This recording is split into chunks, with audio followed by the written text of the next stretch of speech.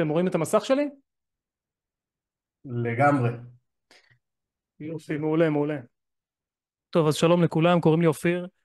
אה, הכרתי את שי סרוסי על ידי הפייסבוק, הוא פנה אליי בהודעה ודיברנו בטלפון כשעה, החל מחמש בבוקר לפני כמה, כאילו זה היה בחמש בבוקר לפני כמה ימים. היה שיחה מאוד מעניינת, ודיברתי איתו בסוף, אמרתי לו, חשוב שנדבר, רציתי לדבר איתו בזום כדי להראות לו מלא גרפים, והוא הציע שנעשה את זה עם כמה אנשים, נעשה את זה וובינר כזה, אז אני זרמתי, ואני חושב שזה ממש טוב וממש חשוב שאנשים שנכנסים לביטקוין עכשיו, ובכלל גם אנשים שבביטקוין אפילו הרבה זמן, אה, שלדבר על, לדבר כמה, לנתח כמה גרפים ולדבר על כל מיני נושאים חשובים שקשורים לביטקוין. והכנתי איזה, לא מצגת, אבל גוגל דוקס כזה עם כל מיני גרפים שאני רוצה שנסתכל עליהם. דברים מאוד מאוד חשובים לדעתי שצריך לדעת ולהבין בביטקוין. אני אישית נכנסתי לביטקוין לפני 3.5 שנים, כשבזמנו, ב-2021, כשהוא עלה בערך 60 אלף דולר, אז אני פתאום התעוררתי, פתאום הבנתי, וואו, מה זה הדבר הזה? וזהו, מכאן אני, אם אין למישהו שאלה נוספת, אני פשוט אמשיך לגוגל דוקס שלי, ברשותכם. אוקיי, אז קודם כל, מה זה ביטקוין? ביטקוין זה רשת מחשבים, כן? רשת מחשבים שכל אחד מהם מריץ תוכנה שמממשת את הפרוטוקול שנקרא ביטקוין. ועל כל אחד, פשוט רשת מחשבים שמדברים אחד עם השני, על כל אחד מהם יש את כל הבלוקצ'יין. הבלוקצ'יין זה כאילו הדאטאבייס שמכיל את כל הטרנזקציות. ברשת הזאת יש בערך 80 אלף נודים, מה שהופך אותה 80 אלף מחשבים ברשת הזאת. לי אישית על המחשב שלי הפרטי בבית יש שני נודים, ואני מחזיק שני העתקים של הבלוקצ'יין. זה לא יעיל, אבל אני סתם, יש לי אחד בלינוקס, אחד בווינדוס. אז אמרנו 80 אלף נודים, זה הרשת הכי גדולה בעולם. הקוד של הקליינט, כאילו התוכנה שמממשת את הפרוטוקול של ביטקוין, היא קוד פתוח בגיטהאב. והיום אנחנו קצת טיפה תסביר נסתכל על למי הקוד הזה. שקצת לא בעניינים ולא מכיר, מה זה קוד פתוח, ככה זהו, בקטנה. זה נקודה חשובה, כן, באמת זה נקודה חשובה. קוד פתוח זה קוד שבעצם הוא מפורסם לכל העולם, וכל אחד בעולם יכול להציע שינויים בקוד הזה, ואם יש הרבה אנשים שמעוניינים בשינוי מסוים, אז השינוי הזה גם ייכנס.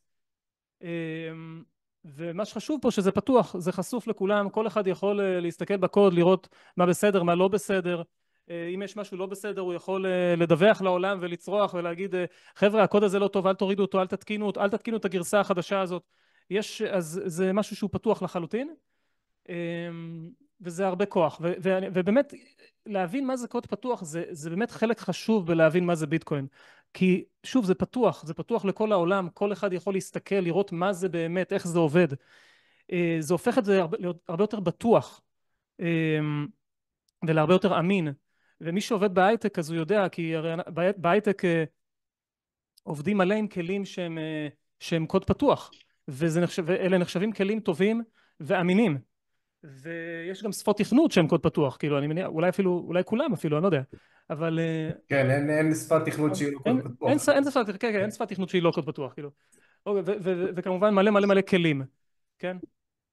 אמ, אז כן, אז ביטקוין זה קוד פתוח. בואו נסתכל, תראו, יש 297 פול ריקווסט, 297 בקשות לכל מיני שינויים. לא כולם התקבלו כנראה, אבל חלק התקבלו. אוקיי, אז אמרנו, כל נוד ברשת של ביטקוין מכיל את כל הבלוקצ'יין, כן? מכיל את כל הבלוקצ'יין. אוקיי, ונמשיך הלאה. שי, תשים על מיוט, שי בשארי. רגע, אני שם. שלום. שלום שי, מה העניינים? מה קורה? אוקיי, אז שלב הבא, אני רוצה לדבר גם על קריאה ועל דברים שבעיניי מאוד חשובים, אבל לפני זה הכל, מה שאני עושה עכשיו זה איזושהי הקדמה כזאת. הקדמה לדברים המאוד מעניינים שעוד מעט נדבר עליהם, אבל פשוט צריך לבסס את זה, אני פשוט רוצה לדבר על כמה מונחי יסוד. קודם כל אני רוצה להראות לכם בלוקצ'יין דמו. נראה איך הבלוקצ'יין נראה. יש כזה, מצאתי איזה דמו באינטרנט, משהו אינטראקטיבי כזה. ובשביל להסביר מה זה בלוקצ'יין, אז צריך קודם כל להבין מה זה פונקציית האש. פונקציית האש זה מין כזאת פונקציה שמקבלת איזושהי הודעה כאינפוט, כן? איזשהו סטרינג כאינפוט, והפלט שלה הוא מספר. וספציפית פה אנחנו מדברים על פונקציית האש שנקראת SHA-256, שזו פונקציית האש שהביטקוין משתמש בה, שהיא הפלט שלה הוא 256 ביטים, ש-256 ביטים, כן, של 0 או 1, כן? מישהו שאל שאלה? מישהו? אגב, אני רק אגיד שאתם מוזמנים לשאול שאלות לאורך כל כן, אל תתביישו. כן, לא להתבייש, אתם יכולים לשאול חופשי. אז פונקציית האש, אוקיי, אז הפונקציה הזאת מוציאה פלט לכל הודעה שאתם, לא משנה איזו הודעה אתם תיתנו, היא תוציא פלט של 256 ביטים, שאפשר לייצג את הפלט הזה ב-64 ספרות הקסדצימליות, מה שאתם רואים פה, שזה כאילו אותיות ומספרים. לא כל האותיות, כזה 6 אותיות וכל 10 ספרות. אוקיי, אז זה דבר אחד. אז בואו נמשיך לשלב הבא בדמו של הבלוקצ'יין, רק כדי שנבין מה זה בלוקצ'יין. אוקיי, בואו נראה מה זה בלוק. בואו נראה מה זה בלוק. אז בלוק זה איזשהו אוסף של, זה מידע, כן? שיש לו, קודם כל, יש לו אינדקס. פה למשל, האינדקס הוא 1. יש לו נונס, עוד מעט נראה מה זה נונס. יש לו דאטה. במקרה של בלוקים בבלוקצ'יין, הדאטה פה זה טרנזקציות. אבל פה זה, אני יכול לרשום מה שבא לי. עכשיו יש את המושג הזה שנקרא קריאה של בלוק. עכשיו, אנחנו חייבים להבין מה זה קריאה של בלוק. קריאה של בלוק זה בעצם למצוא, זה בעצם לעשות האש על כל הדבר הזה, כן? למצוא האש שכאשר עושים אותו על כל הבלוק, כל המידע הזה, על האינדקס, המידע הזה פה והדאטה, אנחנו מקבלים האש, אבל לא סתם האש, אנחנו מקבלים האש שהוא קטן ממספר מסוים, זאת אומרת יש לו כמה אפסים בהתחלה. האם יש שאלות? תנסה להסביר את זה קצת יותר, נראה לי שהם... ברור, לא, אני רוצה להסביר את זה קצת יותר, אבל אני גם רוצה כזה לשמוע, אני רוצה לשמוע כן, שאנשים לא מבינים, חבר'ה. זה... כן. תנו פידבק. אוקיי. אז רגע, אז אנחנו צריכים לשים לב לכמה דברים, כן? את הדאטה, השאלה היא, הקטע זה שאנחנו עושים האש על כל המידע של הבלוק, כן? אנחנו עושים האש על כל המידע הזה, על האינדקס, על המספר הזה ועל הדאטה. את הדאטה אנחנו לא רוצים לשנות. את האינדקס אנחנו גם לא רוצים לשנות, אבל יש משהו במידע אנחנו חייבים לשנות כדי שכשנעשה עליו האש אנחנו נקבל מספר עם כמות מסוימת של אפסים בהתחלה, כמו שקיבלנו פה. אז ברור המספר מאוד, מר שנועד... שי. תודה לשי שנתן פידבק. יש פה... כן, בצ'אט. בצ'אט, אני ברור מסתכל, מאוד. תחליף. אני לא רואה את הצ'אט עדיין, רק שנייה.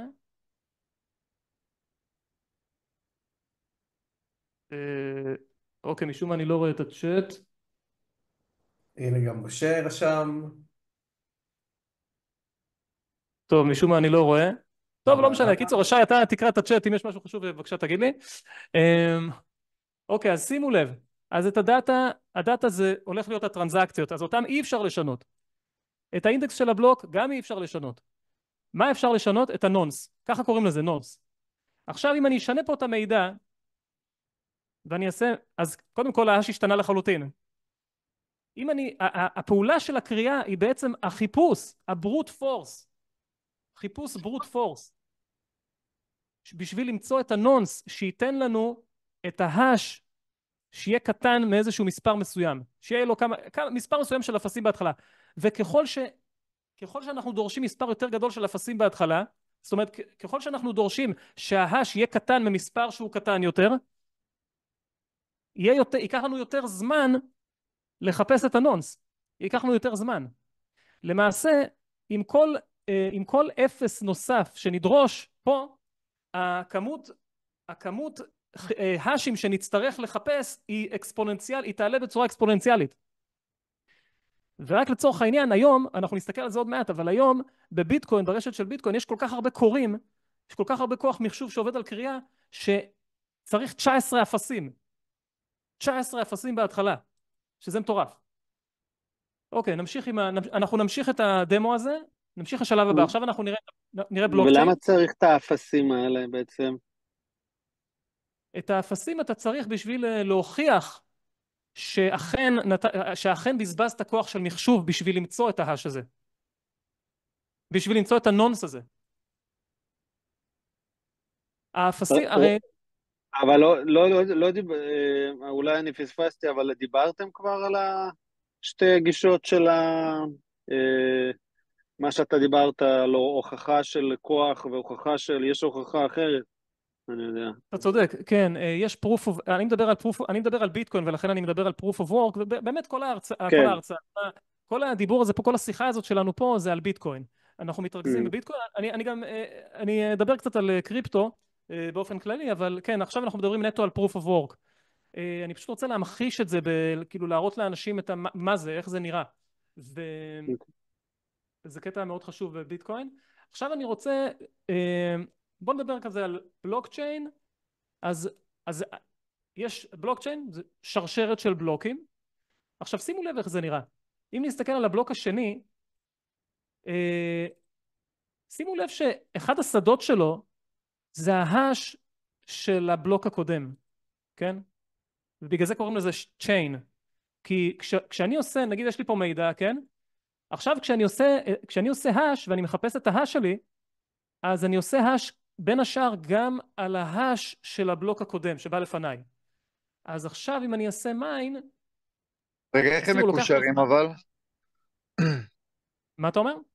אני שואל, איך הם מקושרים בעצם? איך הבלוק הראשון יודע שהוא מקושר לבלוק השני? יש לך מושג? איך הבלוק הראשון לא יודע שהוא מקושר לבלוק השני, הבלוק השני יודע שהוא מקושר לבלוק הראשון. זאת אומרת, הבלוק השני מכיל את השדה שהוא הבלוק השני מכיל שדה שהוא ההש של הבלוק הראשון. זה העניין של הקריאה, כאילו. זה המשכיות, כאילו. כן, זה הקריאה. אתה מבין, אז כשאני קורא את הבלוק השני, אני חייב לקחת בחשבון, זאת אומרת, חלק מהמידע שאני עושה עליו hash הוא ההש של הבלוק הראשון, וככה אני בעצם מחייב את הבלוק השני, כי מחייב את הקשר הזה בין הבלוק השני לראשון. אז רגע, מישהו אמר משהו? לא, אמרתי שהבנתי. אחלה. עכשיו נסתכל עוד קצת, פשוט זה דמו שהולך ומתפתח כזה, ובסוף הוא מראה כזה, הוא מראה את זה בצורה מסודרת. אז אנחנו רואים איך בלוק נראה. הוא פשוט יש לו את האינדקס שלו, יש לו את הנונס, כמובן את המידע הזה שאנחנו משנים אותו בשביל להשיג את ההש שיהיה עם מספר מסוים של אפסים בהתחלה. והדאטה עצמו הוא בעצם נראה ככה, הוא פשוט אוסף של טרנזקציות. זה המידע, זה הדאטה הזה. בדאטה אנחנו לא יכולים לגעת, שוב, בדאטה הזה אף אחד לא נוגע. כל קורא בוחר לעצמו איזה טרנזקציות הוא רוצה להכניס לבלוק, ברגע שיש לו הוא אוסף את הטרנזקציות האלה, הוא מתחיל פשוט להריץ מלא האשים, הוא מתחיל לבדוק מלא נונסים שונים, ועד שהוא מוצא, אם הוא מוצא, מספר האש הוא מספיק קטן, ואם הוא מוצא את המספר הזה, את ההאש הוא מספיק קטן, הוא פשוט מפרסם את הבלוק, הוא מפרסם את הבלוק הזה, את ההאש הזה עם הבלוק והכל לכל העולם, כן, לכל הנודים, וכל נוד בעצם יכול לוודא בזמן קצר מאוד, הוא בשבריר שנייה, הוא בודק שההאש הזה הוא אכן האש שהוא נכון, ועומד בכל היעדים, יש לו מספר אפסים מסוים בהתחלה וכו', ואז כל העולם תוך כמה שניות מכיר בזה שזה הבלוק הבא, וכמובן זה מגיע גם לקוראים, כן? כי הקוראים בפרט הם מריצים גם נודים, כן? אוקיי, יש עוד שאלות בשלב הזה? משהו לא ברור? האמת שאני הייתי שמח עוד לשמוע, כאילו, למה צריך הוכחת מחשוב, ועוד רציתי לשאול, אני כבר ביחד לגבי מי מכניס הטרנזקציות, זה כאילו, זה הרי, אני בטוח שמלא טרנזקציות, אז כאילו זה אוסף של טרנזקציות, נגיד איזה, לא יודע, מלא טרנזקציות שעושים עליהם אש בבת אחת, או איך זה עובד? תראה, כל קורא בוחר לעצמו אוסף של טרנזקציות. האמת, אם אתה שואל איך בוחרים את הטרנזקציות, אז זו שאלה טובה, בגלל שלכל טרנזקציה יש עמלה. ואתה יודע, יש כאילו מלא טרנזקציות, אז הקורא בדרך כלל לוקח, הוא איכשהו בוחר לעצמו את הטרנזקציות שייתנו לו את הכי הרבה עמלה, כן? את הטרנזקציות עם הכי הרבה עמלה, אפשר להגיד. כי טוב, בשביל זה צריך לדבר, לפני זה צריך להקדים ולהגיד שכל בלוק שנכרה, כן? בלוק חדש שנכרה, יש לו את כל הטרנזקציות שלו. בנוסף לזה, יש לו עוד טרנזקציה מיוחדת שקוראים לה קוינבייס, שהולכת לקורא. היא הולכת למי שקורא את הבלוק, והיא מחולקת, הביטקוין שמתקבל על ידי הקורא, הוא מורכב, יש לו שני חלקים. חלק אחד, חלק קטן יחסית, זה העמלות מכל הטרנזקציות, זה חלק אחד. חלק השני זה מטבעות חדשים שנכרו. מטבעות חדשים. אז היום, אם אתם, אני לא יודע אם אתם מכירים, אנחנו נסתכל על זה יותר מאוחר בפרטים, היום כל בלוק חדש שנכרה, נותן, בעצם מייצר 3.125 ביטקוין חדשים. כן? פה זה כתוב 100, אבל כאילו זה... בהתחלה, בוא נגיד ככה, בתקופה הראשונה של ביטקוין זה היה 50, אחרי זה זה ירד, אנחנו נדבר על זה, זה הסייקלים. אבל בשלב הזה אני רוצה לדבר רק על ההש. כן? אז לגבי ההש ולגבי כל העניין הזה שחייבים לבדוק מלא מלא השים כדי למצוא את הנונס המתאים, בשביל למצוא את ההש שיהיה קטן מספיק. זה ברור לכולם? אבל זה ברור, אבל זה לא ברור המוטיבציה של הנונס כן, וכל הדבר הזה, כאילו למה... שאלה מעניינת, אבל... שאלה מעניינת מה שאתה אומר עכשיו. אני חושב שהתשובה היא פשוט כי רוצים שתוכיח שהשקעת אנרגיה. זה כל הקטע. רוצים שתוכיח שהשקעת איזושהי אנרגיה מסוימת בשביל למצוא את ההש הזה. ובגלל שאנחנו יודעים שבאמת אין היום דרך אחרת למצוא הש מסוים שהוא עם כל כך הרבה אפסים בהתחלה, אלא על ידי ברוט פורס, אלא על ידי מלא בדיקה של מלא נונסים, של מלא כאלה נונסים, וברגע שאתה מוצא את הנונס הזה שנותן איזשהו הש שהוא ממש קטן, שהוא כאילו עם כמה אפסים בהתחלה, יודעים שעבדת קשה. אז מה יקרה אבל עם מחשב קוונטי שיפתור את כל זה? אז כן, זה באמת יהיה בעייתי. אם יהיה כזה דבר שיוכל... תראה, מה שיעשו בדבר כזה, אם יהיה כזה דבר, אז מה שיעשו, ישתמשו פשוט, ביטקוין פשוט יאמצו מהר מאוד הש שהוא הרבה יותר קשה למציאה. זאת אומרת, כאילו גם, תבין, ברגע שלמישהו אחד יש את המחשב הקוונטי, גם לקוראים של ביטקוין יהיה את המחשב הקוונטי הזה. אז כאילו גם זה טכנולוגיה שתהיה פנויה לכולם, ואז פשוט מה שיקרה זה שההש יהיה הרבה יותר מטורף, כאילו יהיה ממש ארוך. יכול להיות שהוא יהיה הש, פה אתה רואה כאילו 256 ביט, אז יכול להיות שזה יהיה, לא יודע, 256 אלף ביט, אני לא יודע.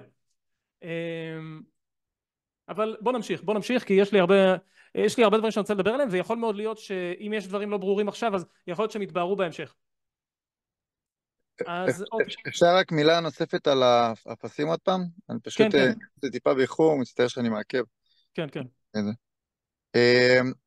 מתי, כאילו, על סמך מה אתה קובע מה מספר האפסים? זה רק לא הצלחתי לקלוט. שיש בהתחלה. זו שאלה יפה מאוד. התשובה היא שהשאיפה של הפרוטוקול של ביטקוין היא שבלוק ייחרה כל 10 דקות. ולפי זה נבחר כמות האפסים שאתה צריך שיהיו לך בהתחלה. אתה מבין? הרי אם זה יהיה ממש קל, אז כזה יהיו לך כמה קוראים ונגיד זה יהיה קל, אז כזה הם יצליחו לכרות לך בלוק כל דקה. אז מה שיקרה זה ואנחנו נדבר על זה, כן, אנחנו נדבר על זה, זה בתפריט כאילו. אז מה שיקרה זה שכל 2016 בלוקים, שזה יוצא בערך כל שבועיים, מה שקורה זה כל הנודים של ביטקוין ביחד, הם כולם מסתכלים על ה-2016 בלוקים האחרונים, ומסתכלים מה היה קצב קריאה שלהם. אם זה היה מהיר יותר מ10 דקות, אז הם כולם עכשיו יקבעו כמות אפסים גדולה יותר, difficulty גדול יותר, כדי להאט את קצב קריאת הבלוקים. וגם הפוך, אם הקצב יהיה איטי מדי, אם נגיד פתאום, אם ב-2016 בלוקים האחרונים, כל הנודים רואים שנכרה בלוק בממוצע כל 20 דקות. אז מה שהם יעשו זה, הם יקטינו את הקושי, הם יקטינו את כמות האפסים שנדרשים בהאש, כדי שקצב הקריאה יהיה מהיר יותר, כדי שיהיה 10 דקות, כדי שבלוק יקרא כל 10 דקות, וזה השאיפה זה הפרוטוקול, זה כאילו, זה חלק מהפרוטוקול. קוראים לזה difficulty adjustment, ויסות הקושי של הקריאה. ואנחנו נדבר על זה כמובן יותר לעומק עוד מעט. אמרת, כל בלוק זה 2 ביטקוינים, משהו כזה? אז, אוקיי. אז כל בלוק, בהתחלה זה היה 50 ביטקוין, וכל 210,000 בלוקים, כמות הביטקוינים החדשים שנוצרים עם כל בלוק, קטנה בחצי.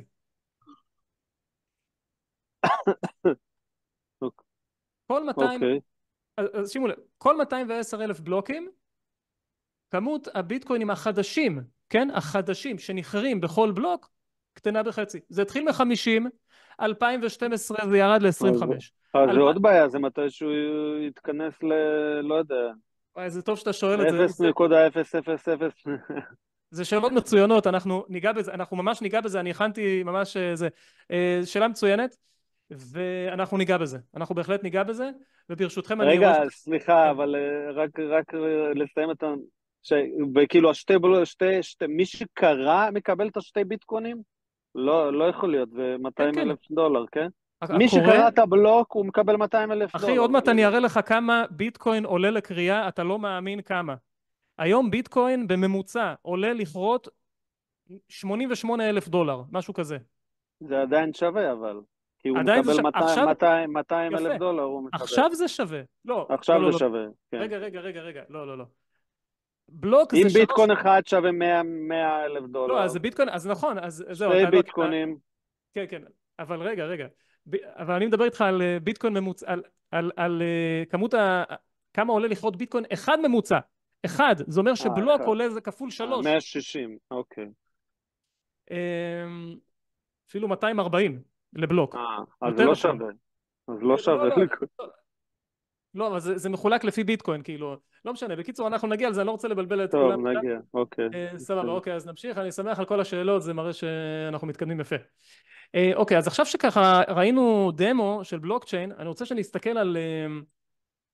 שנסתכל על הבלוקצ'יין האמיתי, ונסתכל ככה על בלוקים, ונסתכל על הנתונים, ונראה מה יש לנו פה. תראו, אלה הבלוקים האחרונים שנחרו. בואו נסתכל על אחד מהם, כן? עכשיו, קודם כל, בואו נתחיל מהמספר, כן? זה האינדקס. מה שראינו מקודם, האינדקס, כאילו, זה האינדקס. אז זה האינדקס הזה, זה כאילו הבלוק ה-874,276 של הבלוקצ'יין של ביטקוין. עכשיו בואו נסתכל על כמה דברים. אל תתבלבלו מכל המידע שכתוב פה, אנחנו לא נסתכל רק על חלק קטן של המידע הזה. קודם כל תסתכלו על הבלוק ריוורד, 3.125.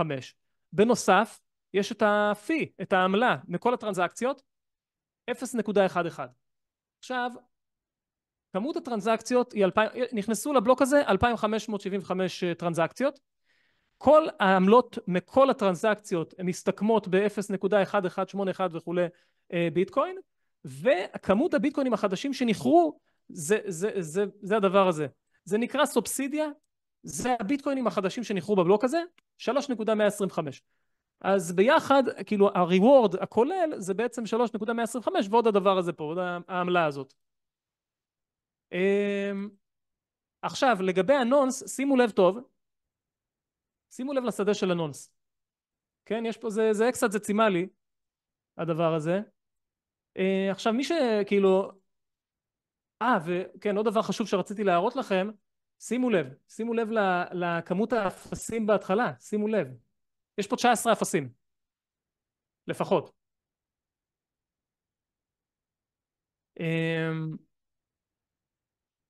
שימו לב לנונס. עכשיו אני יכול להגיד לכם שהנונס, השדה הזה פה שכתוב נונס, זה לא החתיכת מידע היחידה שהקוראים משנים אותה בשביל לנסות להגיע למספר הזה של ההש. זה גם הביטס, אם אני לא טועה, גם הביטס וגם הוורז'ן. שלושת השדות האלה, אם אני לא טועה. או יכול להיות חצי מהוורז'ן וביטס ונונס. כאילו, קיצור, יש כמות מידע, יש כמות די רצינית של ביטים שהם נטו למטרת הנונס. נטו למטרה שהקוראים יוכלו לשנות ולרוץ על הרבה אופציות, שיהיה להם המון אופציות, כדי שיתאפשר להם בסופו של דבר לאחד מהם למצוא הש כל כך קטן, כן? 1 ל-10 דקות. האם יש שאלות עד כאן? אוקיי. עכשיו אני סתם בשביל הקטע, אני רוצה שנסתכל על מה שנקרא הג'נסיס בלוק, על הבלוק הראשון של ביטקוין. אני חושב שזה חשוב. אוקיי, שימו לב, תראו את הבלוק הראשון. מה זה? קראו את זה עם הלפטופ. אתם קולטים? קראו את זה עם הלפטופ. איפה היינו? אתם יודעים שזה פתוח? היינו יכולים ב-2009 להתחבר להוריד את הכל היה בחוץ. סטושי כבר פרסם את הקוד. היינו פשוט רק צריכים להוריד את זה, וללחוץ על כפתור של הקריאה, ויאללה. תוך 10, כאילו זה היה רק אנחנו וסטושי, זה הכל. קיצור, הבלוק ריוורד היה 50, יש פה, העמלה היה 0, מהסיבה הפשוטה שהיה רק טרנזקציה אחת, והיא הטרנזקציה של הקוינבייס. כן, איפה היא הטרנזקציה הזאת? הנה, זאת הטרנזקציה היחידה שהייתה, שהעבירה 50 לארנק של סטושי. עכשיו אם נסתכל על הטרנזקציה, סתם לצורך העניין, אני נכנס עכשיו לטרנזקציה, הכל פתוח, ביטקוין זה, הבלוקצ'יין פתוח לכולם, אתם יכולים להיכנס חופשי. אז תראו מה זה. איזה קטע. זאת הכתובת היחידה שאנחנו יודעים בוודאות שהיא של סטושי, כי זה הבלוק הראשון. מעניין. כן, יפה. כן, מעניין. אם אי פעם תראו בבלוקצ'יין, כאילו יש כאלה שעוקבים אחרי זה, אבל אם אי פעם אנחנו נראה כסף יוצא מהכתובת הזאת, אנחנו נדע או שסטושי חי, או שמישהו שיודע מי זה סטושי חי. כאילו שיש מישהו בעולם שיודע מי זה. סתם מעניין. אוקיי. אנחנו ממשיכים הלאה. ברמה לא יכולים לגנוב לו מהארנק, כי אני יודע שהיה הרבה פריצות לארנקים וכו'. לא יכולים לגנוב לו מהארנק את הכסף הזה? את המטבעות, כמובן? אני חושב שבשביל זה צריך לפחות מחשוב קוונטי מטורף, כי הרי מה אנחנו מחפשים פה? הדבר הזה, בעצם האמת שהדבר הזה זה בעצם קידוד של מפתח פומבי, שיש מפתח פרטי שמתאים לו, והמפתח הפרטי הזה זה מה שאתה צריך לחפש, ובשביל להשיג את המפתח הפרטי הזה, אתה בעצם צריך לנחש מספר של 256 ביט, כן? כמו א', זה דומה להש, כאילו ההש 200, כאילו שם 256 זה 256 ביט, וגם המפתחות שביטקוין משתמש בהם זה מפתחות של 256 ביט, כן? אז הכמות היא לא נורמלית, כאילו זה 2 בחזקת 256. זה כמות המפתחות, זה פשוט מספר בין 0 ל-2 בחזקת 256. כמות הצירופים שאתה צריך לעבור עליהם, 2 בחזקת 256. הבנתי, כאילו כברוט פורס, אתה מתכוון, נכון? כן. אין דרך אחרת, זה חייב להיות ברוט פורס, וגם מחשוב קוונטי, גם כל הקטע של מחשוב קוונטי מפחדים מזה שהוא יהיה כל כך חזק, שאפילו בברוט פורס הוא יוכל להשיג את זה בזמן סביר. 5 דקות זה יכול להשיג את זה. כן, כנראה. זה הפחד ממנו. אגב, כן, וזה... כן, אכן יש איזשהו חשש, אבל אני ראיתי שאנשים מדברים על זה שהחשש הוא יותר לגבי, הוא פחות לגבי הסיגנט, הוא פחות לגבי המפתחות, הוא יותר לגבי ההש, כן, ההש, אבל אומרים שזה רק עוד איזה 30 שנה יהיה רלוונטי בכלל. בקיצור, כן, בקיצור, כרגע זה לא רלוונטי כל כך, אני מאוד מקווה. לפני כמה ימים שאלתי בקבוצה, איך אפשר להשקיע בקוונטה, במניות, מטבעות, אם יש לך מושג. איך אפשר מה? שמתי, איך אפשר להשקיע במחשוב החדש של קוונטה. אה, אתה יכול להשקיע בגוגל, כי הם אלה שבונים, אני חושב, את המחשב הקוונטי הזה, שעכשיו כולם מדברים עליו. יש מה זאת אומרת, כאילו מניה להשקיע שקוראים לה במניות? אלפאבית. אם אני יכול לשלוח אלפאבית, זה המניה לדעתי של כן, גוגל, שהיא על המחשוב הקוונטי. איזה כן, מניה עוד פעם? אלפאבית. אלפאבית. כן. תודה. כן. כן. אוקיי, אז אנחנו נמשיך עכשיו, אחרי שכזה הסתכלנו, כן, הסתכלנו וראינו מה זה הסובסידיה, שזה הביטקוינים החדשים שנוצרים בכל בלוק, וראינו גם מה זה הפי, כן, העמלות שהקוראים לוקחים מהטרנזקציות. עכשיו אנחנו יכולים להמשיך. אוקיי, עכשיו שימו לב שיש דבר כזה שנקרא הלווינג, דיברנו על זה שכל 210,000 בלוקים, דיברנו על זה כדרך אגב, עכשיו אנחנו מדברים על זה ממש, זה העיקר עכשיו. כל 210,000 בלוקים, הפרוטוקול של ביטקוין פשוט מחלק את כמות הביטקוינים, את הסובסידיה, את כמות הביטקוינים החדשים פר בלוק, מחלק אותה בשתיים. שימו לב איך זה נראה, פשוט לא יאומן. ב-2012 זה ירד מ-50 ל-25, 2016 ירד ל-12.5, 2020 זה ירד ל-16, עכשיו אנחנו באפריל, 19 באפריל, זה ירד ל-3.125.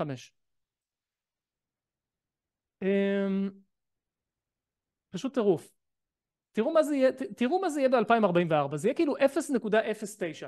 0.09 זה כאילו הכמות שהיום הם לוקחים עמלה, רק העמלה, זה יהיה כמות הביטקוינים החדשים שנוצרים. כאילו, אתם קולטים פה איזה מטורף זה? כאילו, היום הם מוציאים $88,000. בוא נגיד כזה דבר, בוא נלך אחורה, ל-19 באפריל. ב-19 באפריל, עוד מעט אני גם מראה לכם את זה, אבל ביטקוין... זה לא מראה שכאילו, זה, סליחה שאני מפריע, אבל כן, זה בסדר. שזה לא יהיה שווה לכרוא את זה, זה כל כך קטן, הרווח, זה לא זה, או שאני לא מבין נכון? תראה, אם לא שווה, הקטע זה שעוד מעט אנחנו נדבר גם שיש, גם מה שדיברנו כבר, שהקושי של הקריאה הוא משתנה. תראה, אז שווה או לא שווה, זה תלוי למי.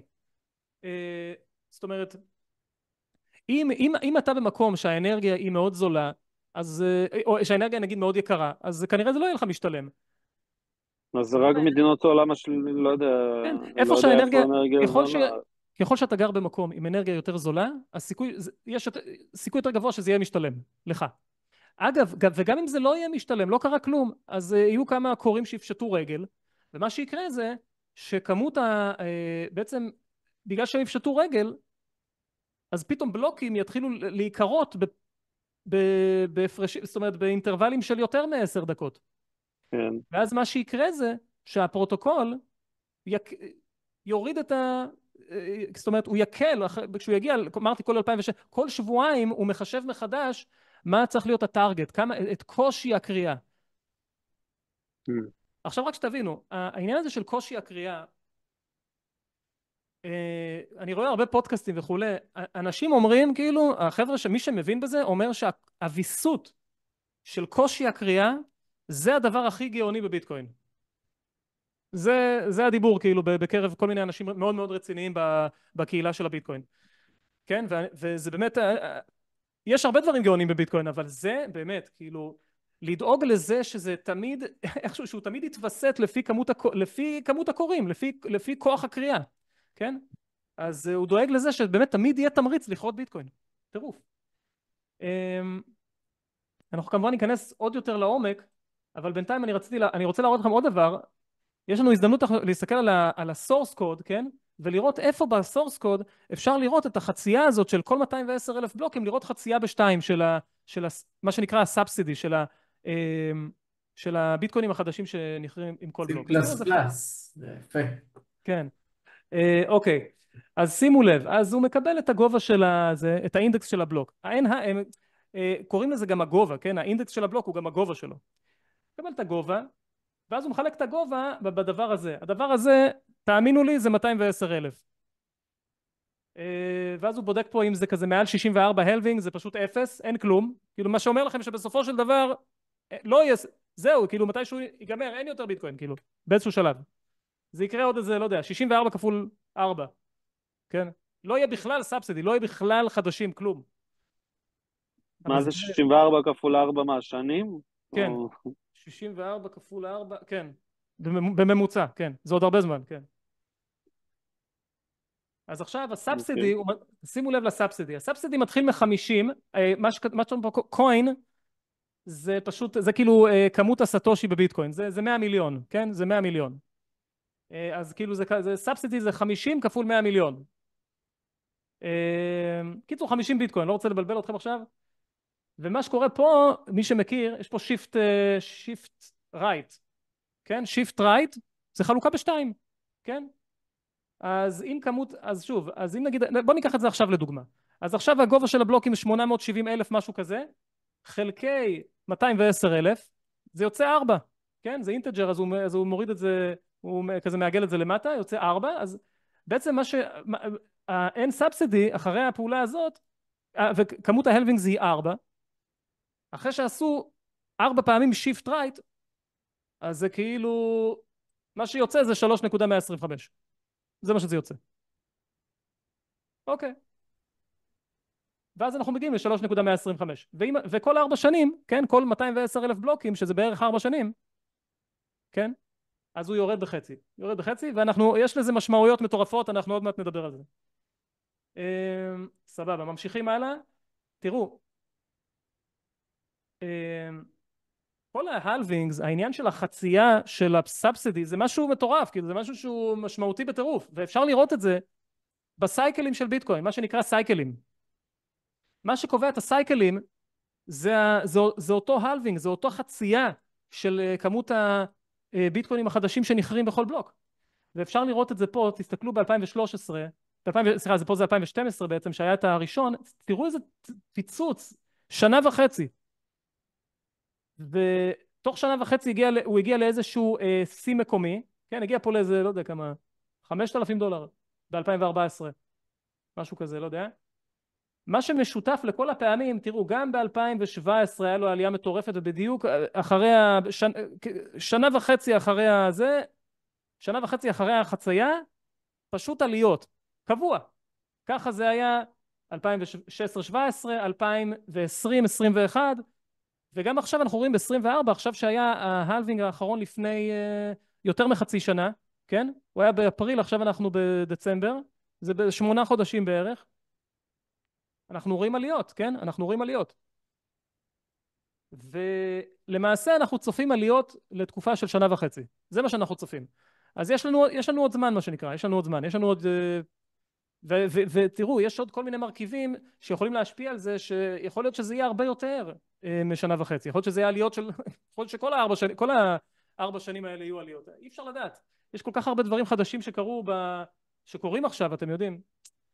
יכול להיות שנדבר על הכל, יש פשוט המון המון על מה לדבר, ואני רוצה להתרכז רגע בעיקר. אז אמרנו זה הסייקלים, האם יש למישהו שאלות על הסייקלים?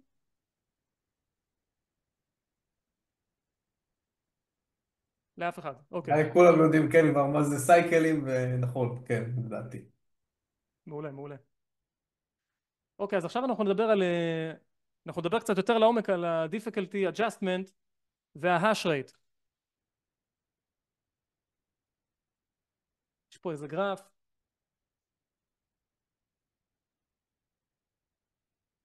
בואו נסתכל על 3 חודשים האחרונים רק לצורך העניין. נסתכל רק על ה-difficulty.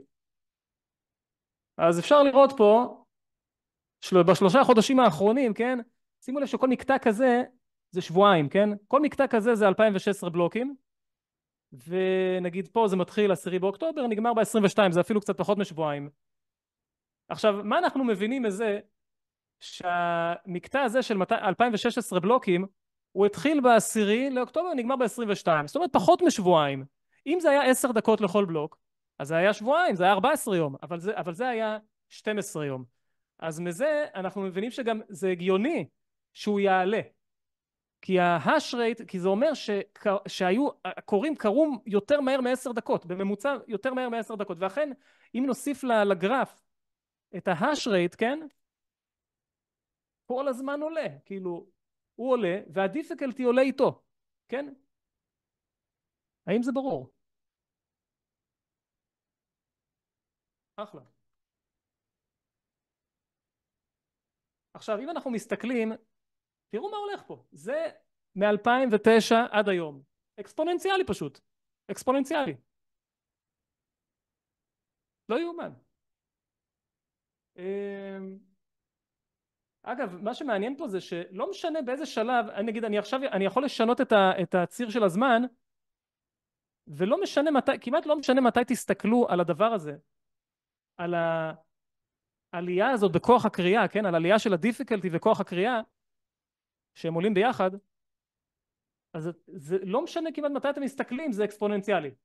לא משנה באיזה נקודת זמן. 2015, 2016, 2017, 2000... לא משנה. אקספוננציאלי. שזה מאוד מעניין. אני חושב שזה מאוד מעניין. כן. ומה יהיה העתיד? מה צופן לנו העתיד, אופיר? זו שאלת השאלות. אנחנו מגיעים לזה, אנחנו מגיעים לזה. אנחנו מגיעים יפה. לזה. כן. טוב, יש פה difficulty adjustment in source code. לא מעניין. אולי, כאילו, אני אחרי זה אשלח את הדבר הזה לכולכם, אז אם תרצו תסתכלו בזה. עכשיו אני רוצה לדבר איתכם על אחד הגרפים האהובים עליי. זה גרף שאני אוהב להסתכל עליו. גרף חשוב ביותר, חשוב ביותר. זה יכול לעזור לנו להתחיל להבין, אני חושב, לאן זה הולך כל העסק הזה. קודם כל, הגרף הזה, מה שהוא מראה, זה מחיר הקריאה הממוצע של ביטקוין אחד בעולם. כאילו מחיר קריאה ממוצע לביטקוין אחד, לא לבלוק אחד, לביטקוין אחד. בסדר? אז אם אתם רוצים לפי זה לחשב לבלוק, אז תכפילו את זה ב-3.2 בערך. זה כמות הכסף שאתם צריכים בשביל לקרות בלוק. ממוצע.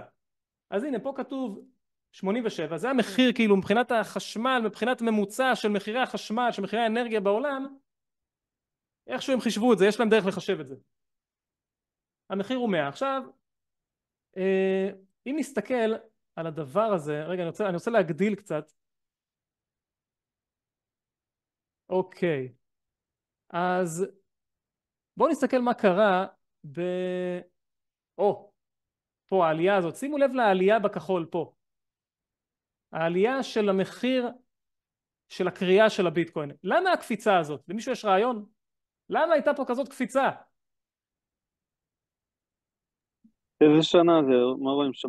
זה מלחמה מאוקראינה. זה ב-19 באפריל 24. תראה מה קרה, הוא קפץ בפי 2. למה זה קרה? מלחמה באוקראינה, או שפיצצו את זה שם של רוסיה, של הנפט. זה אולי גם עזר, אבל הסיבה שזה עלה בבת אחת פי 2 זה בגלל שהסובסידיה הוקטנה פי 2, כי זה היה בדיוק ב-19 באפריל, כן? אז העלייה פה בכחול, העלייה במחיר הקריאה של הביטקוין עלתה בטירוף, כאילו עלתה פי 2, זה אפשר להבין את זה, כי בערך כמות הביטקוין שקוראים מקבלים על כל בלוק קטנה פי 2, ולכן המחיר עלה פי 2, הבנתם? כן. המחיר עולה, אז כל פעם כן. אוקיי, סבבה. אז שימו לב שבמשך הרבה זמן היה תקופה שאפשר לראות, שנייה אני אגדיל, אתם רואים תקופה די ארוכה של איזה חצי שנה בערך, מאפריל עד לא מזמן, שמחיר הביטקוין לקריאה היה יותר יקר, זאת אומרת כל הקוראים היו בהפסד, רוב הקוראים היו בהפסד במשך תקופה של כמה חודשים כמו שאתם רואים, שזה מעניין, כן?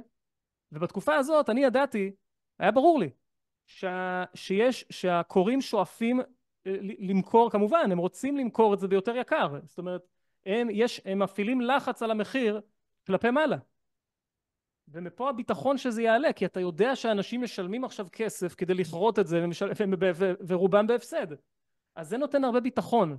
אז שאלת שי לגבי העתיד, אז תחשוב על זה שכל חצייה, זה נהיה כאילו פחות כאילו ההחזר שהקוראים מקבלים פר ביטקוין הוא נחצה בשתיים אם המחיר לא עולה. אם המחיר של הביטקוין נשאר אותו דבר, אבל מצד שני הסובסידיה יורדת בחצי, אז תחשוב מה זה אומר, איזה לחץ זה מייצר על המחיר כל פעם שיש חצייה כזאת, שיש הלווינג. וזה נקודה חשובה להבין בביטקוין. ומי שרוצה ככה לדמיין, תחשבו ב-2044 שהסובסידיה כבר תהיה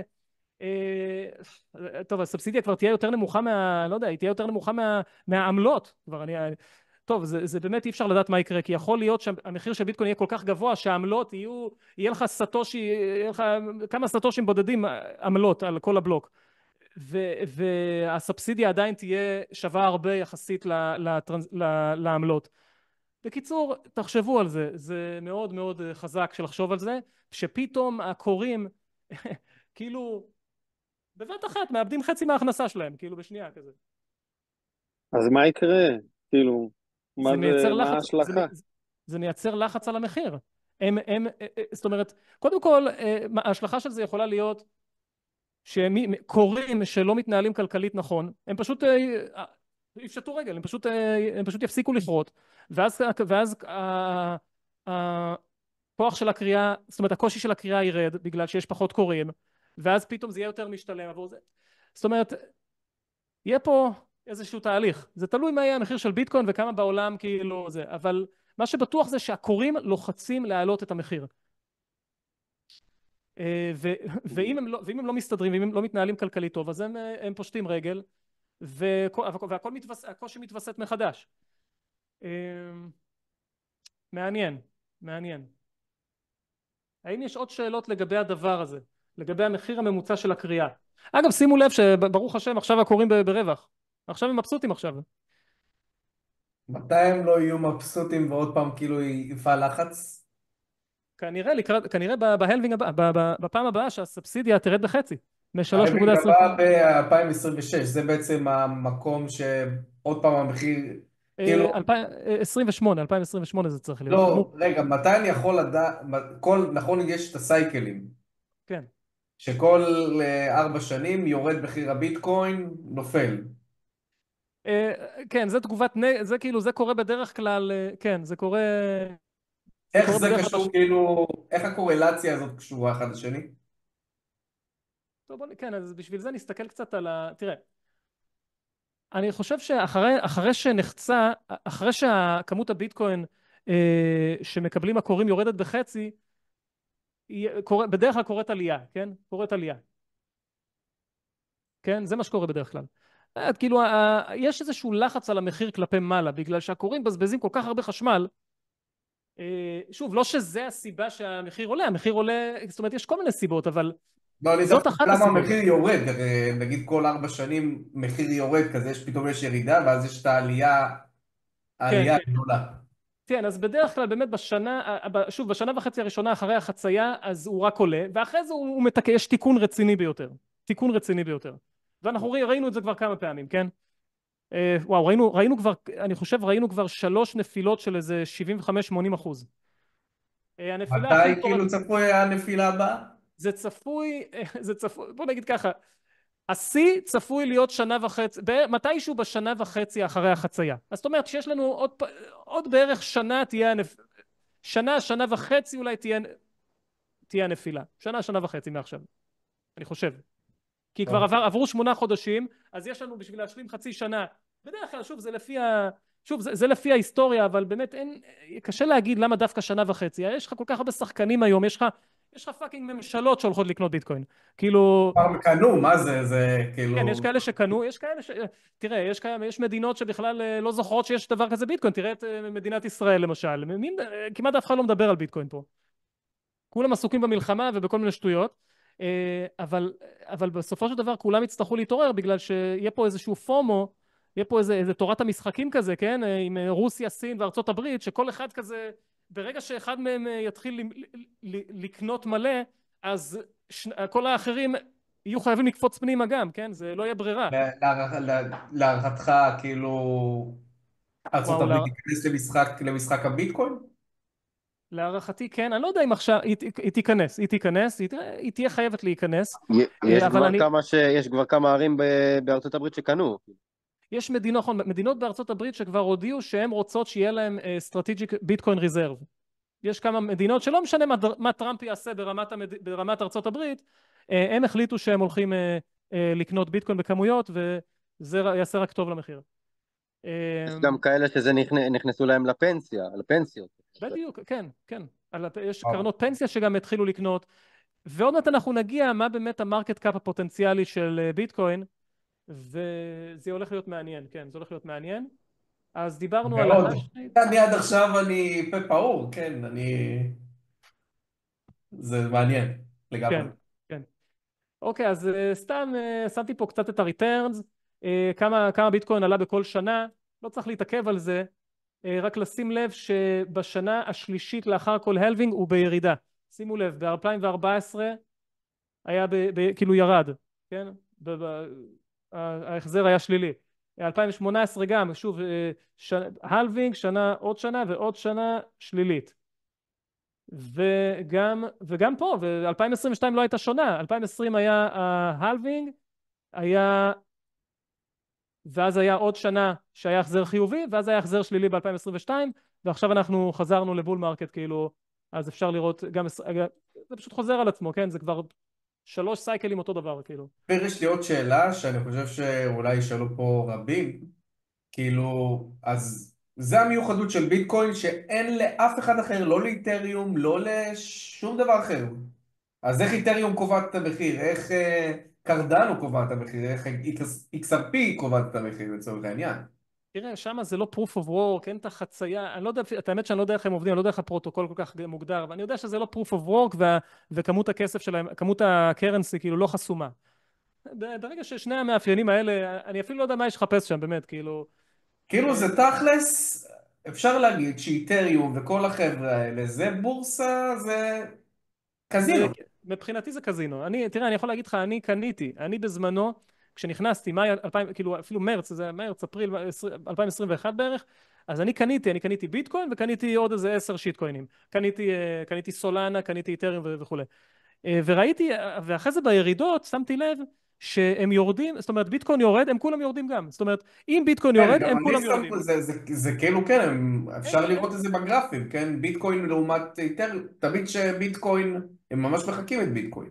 נכון, ואם תסתכל גם על איתריום ביחס לביטקוין היום, אתה רואה שהוא כאילו יורד לאפס ביחס לביטקוין, כן? כאילו ביטקוין כבר שבר את השיא שלו וכולי מ-2021, האיתריום עדיין לא, אני לא זוכר מתי האיתריום עבר את $4,000 בפעם האחרונה, לא זוכר את זה. הוא עבר לדעתי 5,000, הוא היה 5,000, לא? תקנו אותי אני לא זוכר, וואו, האיתריום ב-5,000? אני לא יודע, פשוט ראיתי נכון, שאולי אני טועה, סליחה, אז אני לא סגור על זה.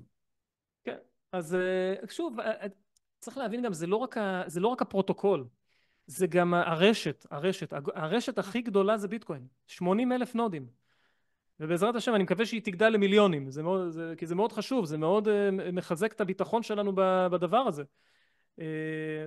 ככל שהיא יותר מבוזרת, היא יותר חזקה, היא יותר אמינה, ותחשוב על זה שאם מחר בן אדם החליט להיכנס לעולם הקריפטו, כן?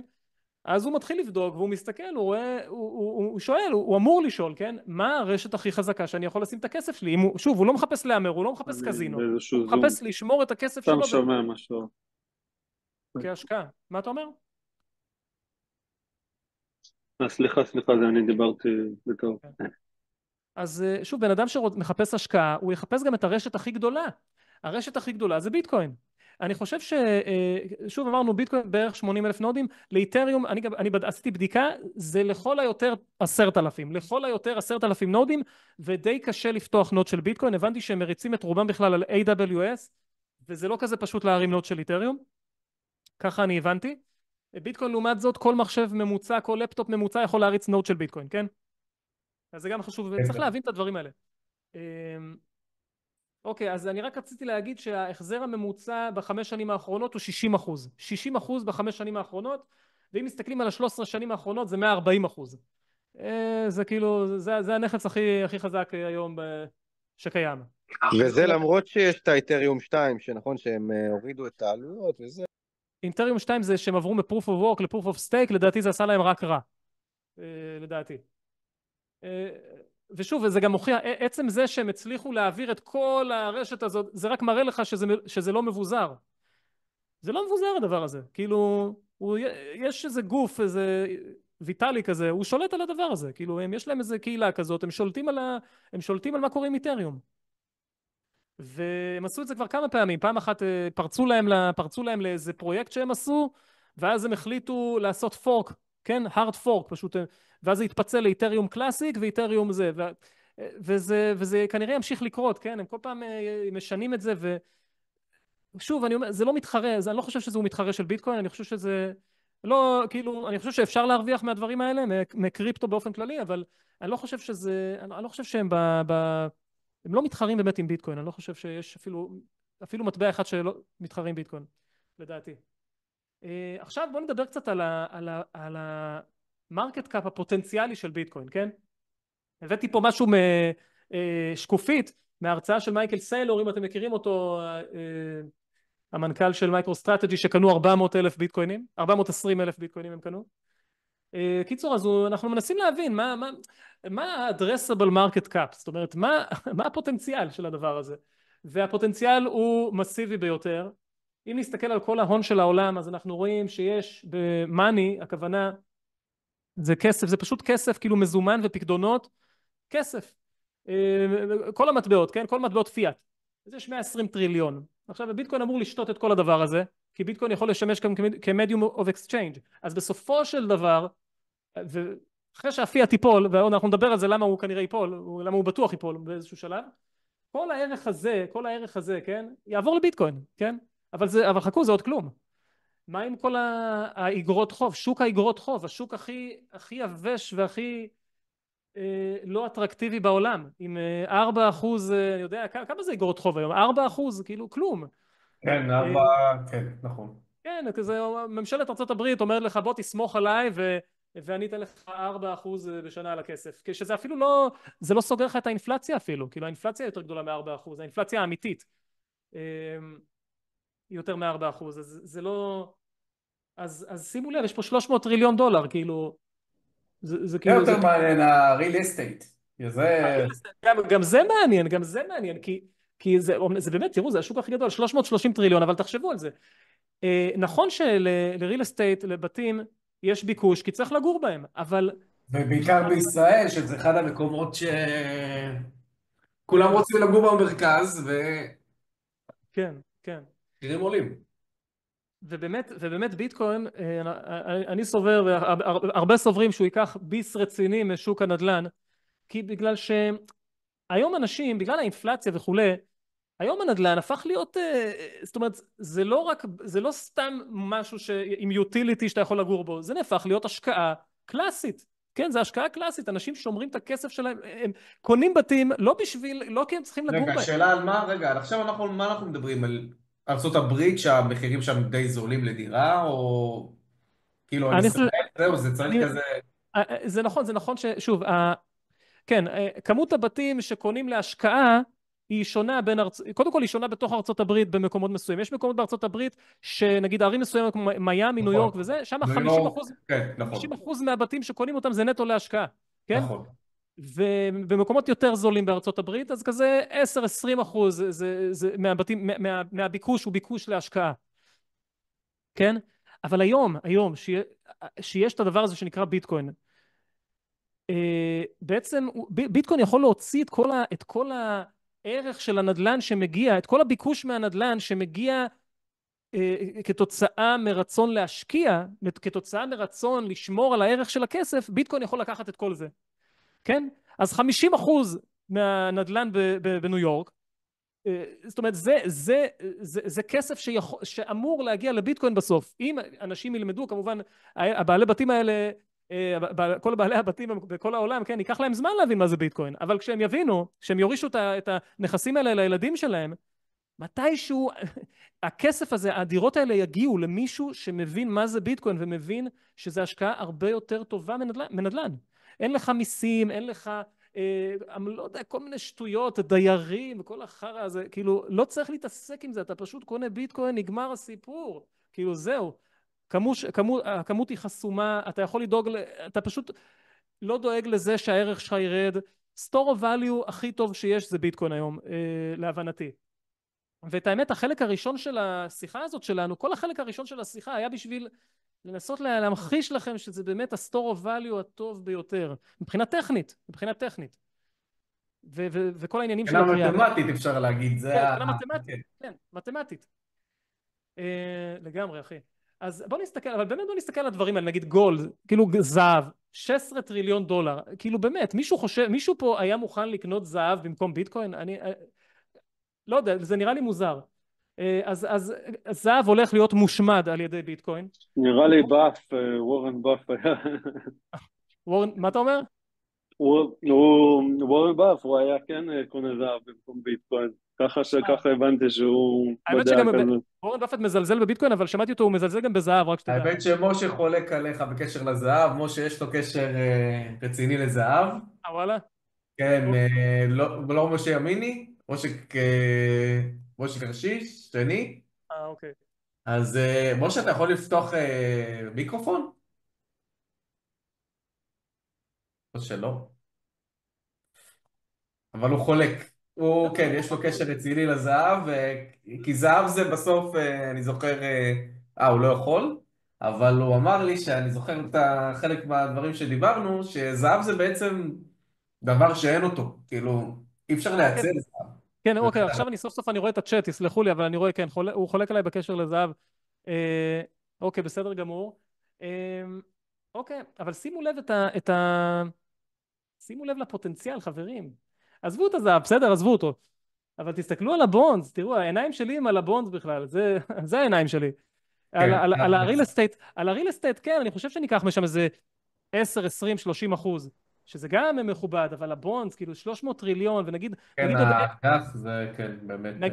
נגיד עוד, אני יודע, נגיד עוד, תשמעו, הכסף, המאני, כאילו הפיאט, זה עולה, מתישהו הוא ייגמר, לא יהיה פיאט, הכל ייכנס לביטקוין, אז כאילו יש לנו פה איזה 400 טריליון לפחות, כן, לפחות, שזה כאילו זה פי 200, כן, זה פי 200 מעכשיו, חברים, פי 200 על הכסף, חברים.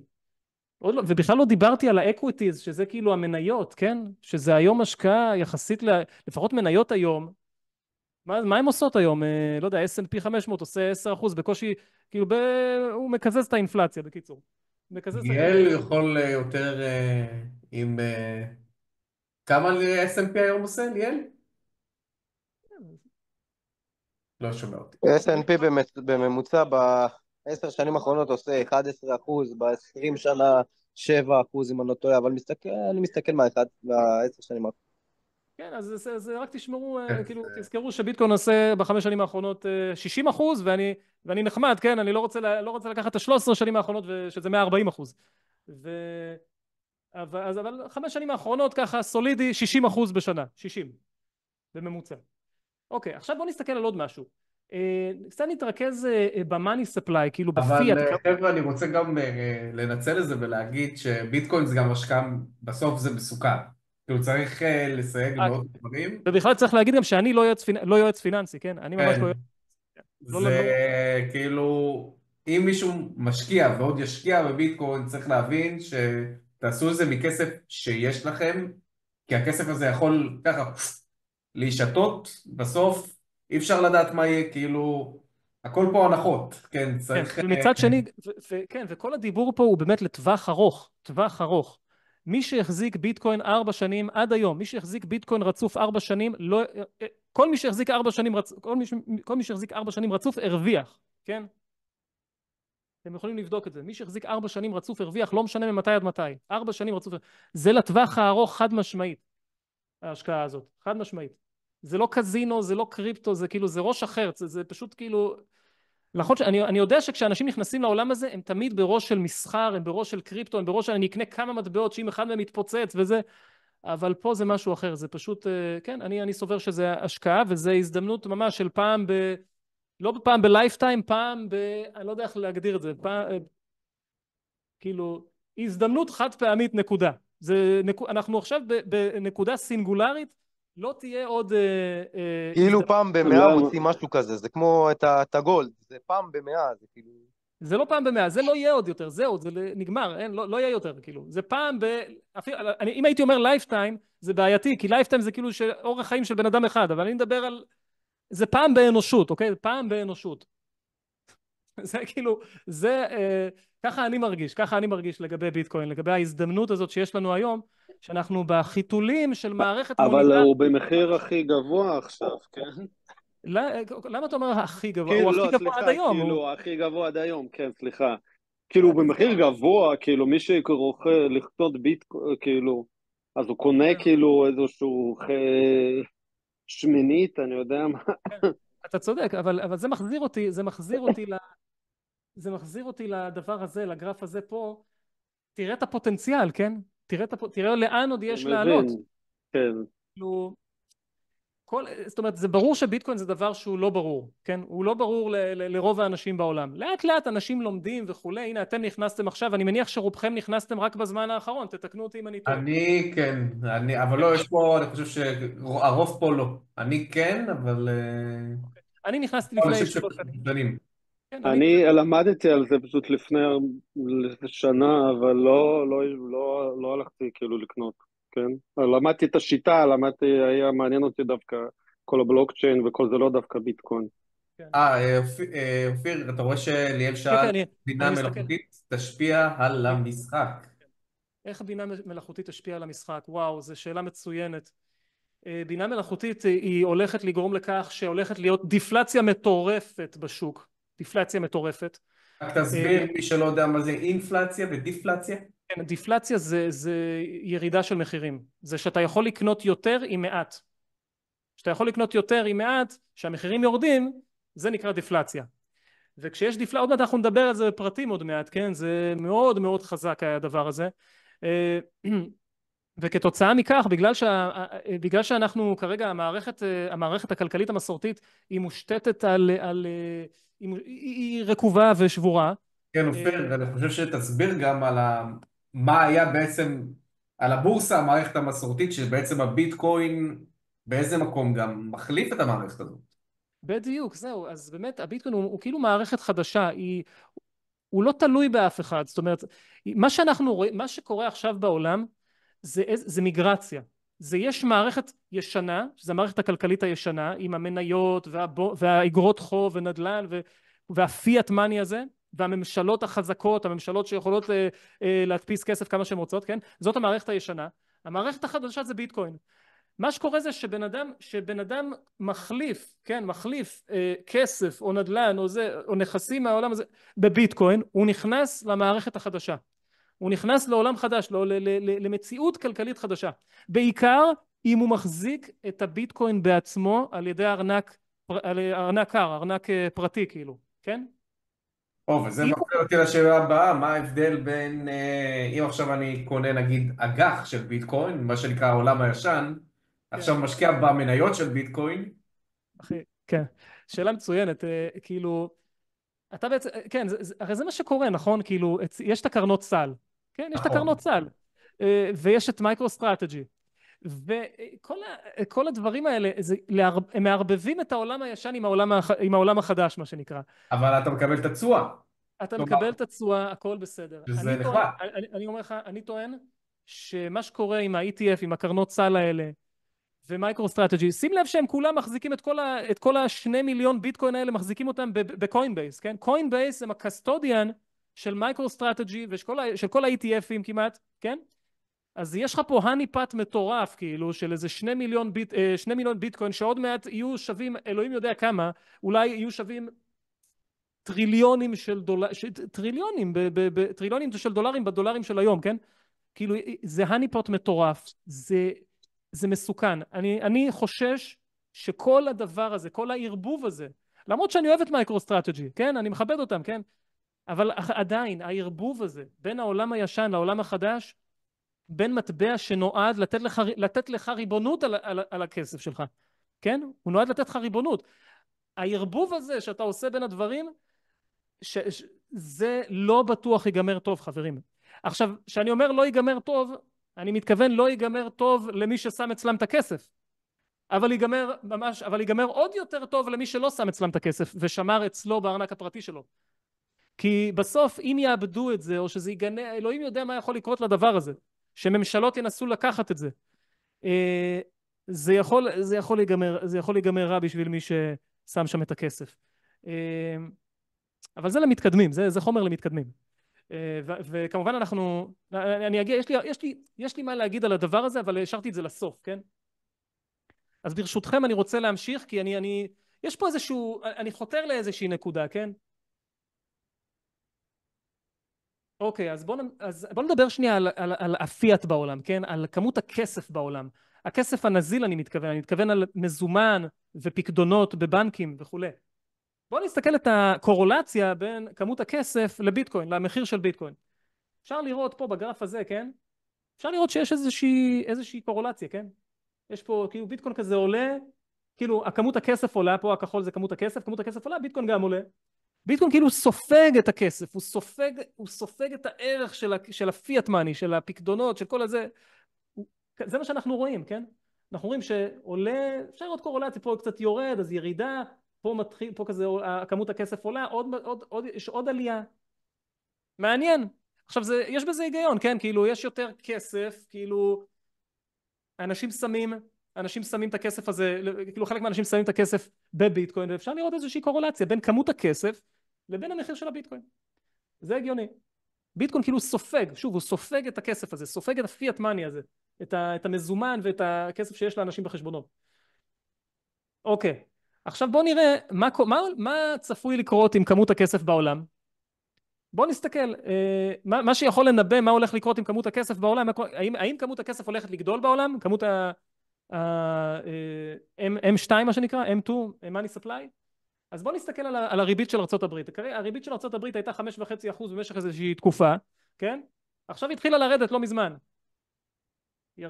וכל איזה חודש היא יורדת, כל איזה חודש או כמה חודשים היא יורדת. אפשר לראות את זה פה כבר, התחילה ירידה. מה זה אומר שהתחילה ירידה?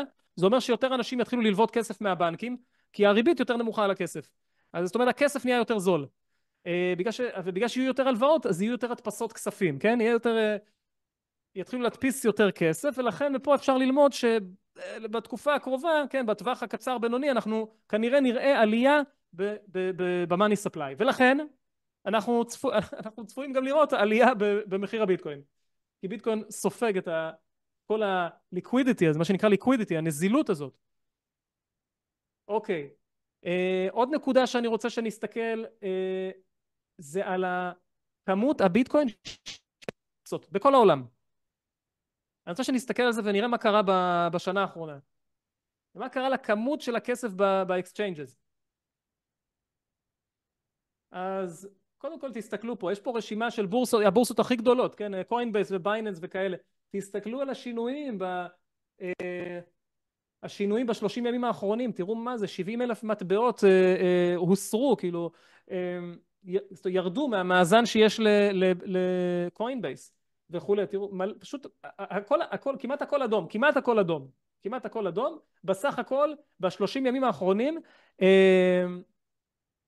אנשים הוציאו מבורסות 120,000 מטבעות, זה מרשים, ותראו, ינואר, כן? מינואר, מההתחלה של כל ה-ETF. מה זה הוציאו? כאילו משכו אותם? משכו את הכסף מהביטקוין? כן, אנשים משכו מהארנק הבורסאי שלהם לארנק הפרטי שלהם, כן? כן. עכשיו תראו מה קורה החל מינואר, כן? כאילו עד ינואר כזה הייתה עלייה, ינואר, שזה החודש, ינואר 24, כן? ינואר 24, הקרנות סל בארצות הברית התחילו, כן? התחילו להשקיע בהם, ומאז תראו מה קורה. ירידה. זה התחיל ב-2.7 מיליון מטבעות ביטקוין בבורסות, בכל הבורסות. תראו מה קרה בפחות משנה. זה ירד ל-2.24. מ-2.7 ל-2.24. עכשיו תחשבו לבד מה יקרה אם ממשלות יתחילו לקנות. כמה מהר הדבר הזה ירד, ומה יקרה כשהוא ירד? מה יקרה כשזה יגיע ל100,000 מטבעות? מה יקרה למחיר של ביטקוין? פשוט לא יאומן. אני רוצה לציין שהאנושות מעולם לא ראתה דבר מהסוג הזה, היא לא ראתה נכס שיש ממנו כמות סופית. אין דבר כזה, אין, לא זהב, לא נדלן, לא כלום. מכל דבר אפשר לייצר עוד. כשהמחיר של הזהב עולה, אז אתה רואה שמוצאים יותר זהב, כאילו, וכשהמחיר של נדלן במקום מסוים ממש עולה, אז אתה יודע, בונים לגובה, או שלפעמים, אנחנו רואים במפרץ איפה זה? באבו דאבי? אני לא יודע איפה, אבל שם באיחוד האמירויות, שם בונים שם ממש איים, כאילו, בונים שם איים. אז בונים שם אדמה, כאילו. אז שוב, אז ביטקוין זה הנכס היחיד בעולם שהוא סופי, כן? אז זהו, אז עכשיו שאתם רואים את זה, אז אתם כבר מתחילים להבין לאן הדבר הזה הולך, לאיזה מציאות אנחנו הולכים, מציאות מאוד טובה למי שיש לו ביטקוין. ועכשיו אני רוצה לדבר איתכם על בן אדם בשם ג'ף בות', כן? זה בן אדם ראיתי פודקאסטים שלו לראשונה במרץ השנה, והוא ממש הפנט אותי. הייתי מאופנת. הוא הפך אותי, כאילו, עד אז, באמת, היה לי כל מיני מטבעות, היה לי איתריום, היה לי זה. אחרי שראיתי כמה פודקאסטים שלו, מכרתי הכל, קניתי בהכל ביטקוין, וגם נכנסתי ממש חזק, נכנסתי עוד יותר חזק בביטקוין, כן? זה קרה השנה. ואני קודם כל רוצה להגיד שאני מאוד ממליץ לכם לשמוע פודקאסטים שלו.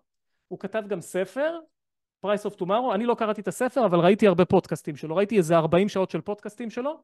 אני יצאתי מאופנת, אני חייב להגיד, ואני הולך לתת לכם עכשיו סיכום. עכשיו סיכום אני חושב של התובנות הכי עמוקות שיש לבן אדם הזה, שזה דבר מאוד מאוד סופר סופר מעניין. ואני רוצה, וזה מתחיל, חברים, זה מתחיל בחוק מור. ואנחנו עכשיו נסתכל שנייה אחת, נסתכל בוויקיפדיה על חוק מור. חוק מורס לא. אז החוק הזה אומר שכל בערך שנתיים כמות הטרנזיסטורים כמות הטרנזיסטורים שאתה יכול להכניס בתוך, אני יודע, בתוך איזה מעגל, על חתיכת סיליקון, גדלה פי 2 כל שנתיים. במילים אחרות, כן, אפשר לראות פה תראו, זה ממש כאילו, אפשר לראות בגרף הזה, שימו לב זה כאילו הציר ה-Y הוא כאילו בלוג, כן? הוא בלוג, זה כאילו, פה זה 100,000, פה זה כבר מיליון, פה זה 10 מיליון, ומצד שני, אנחנו מסתכלים פה,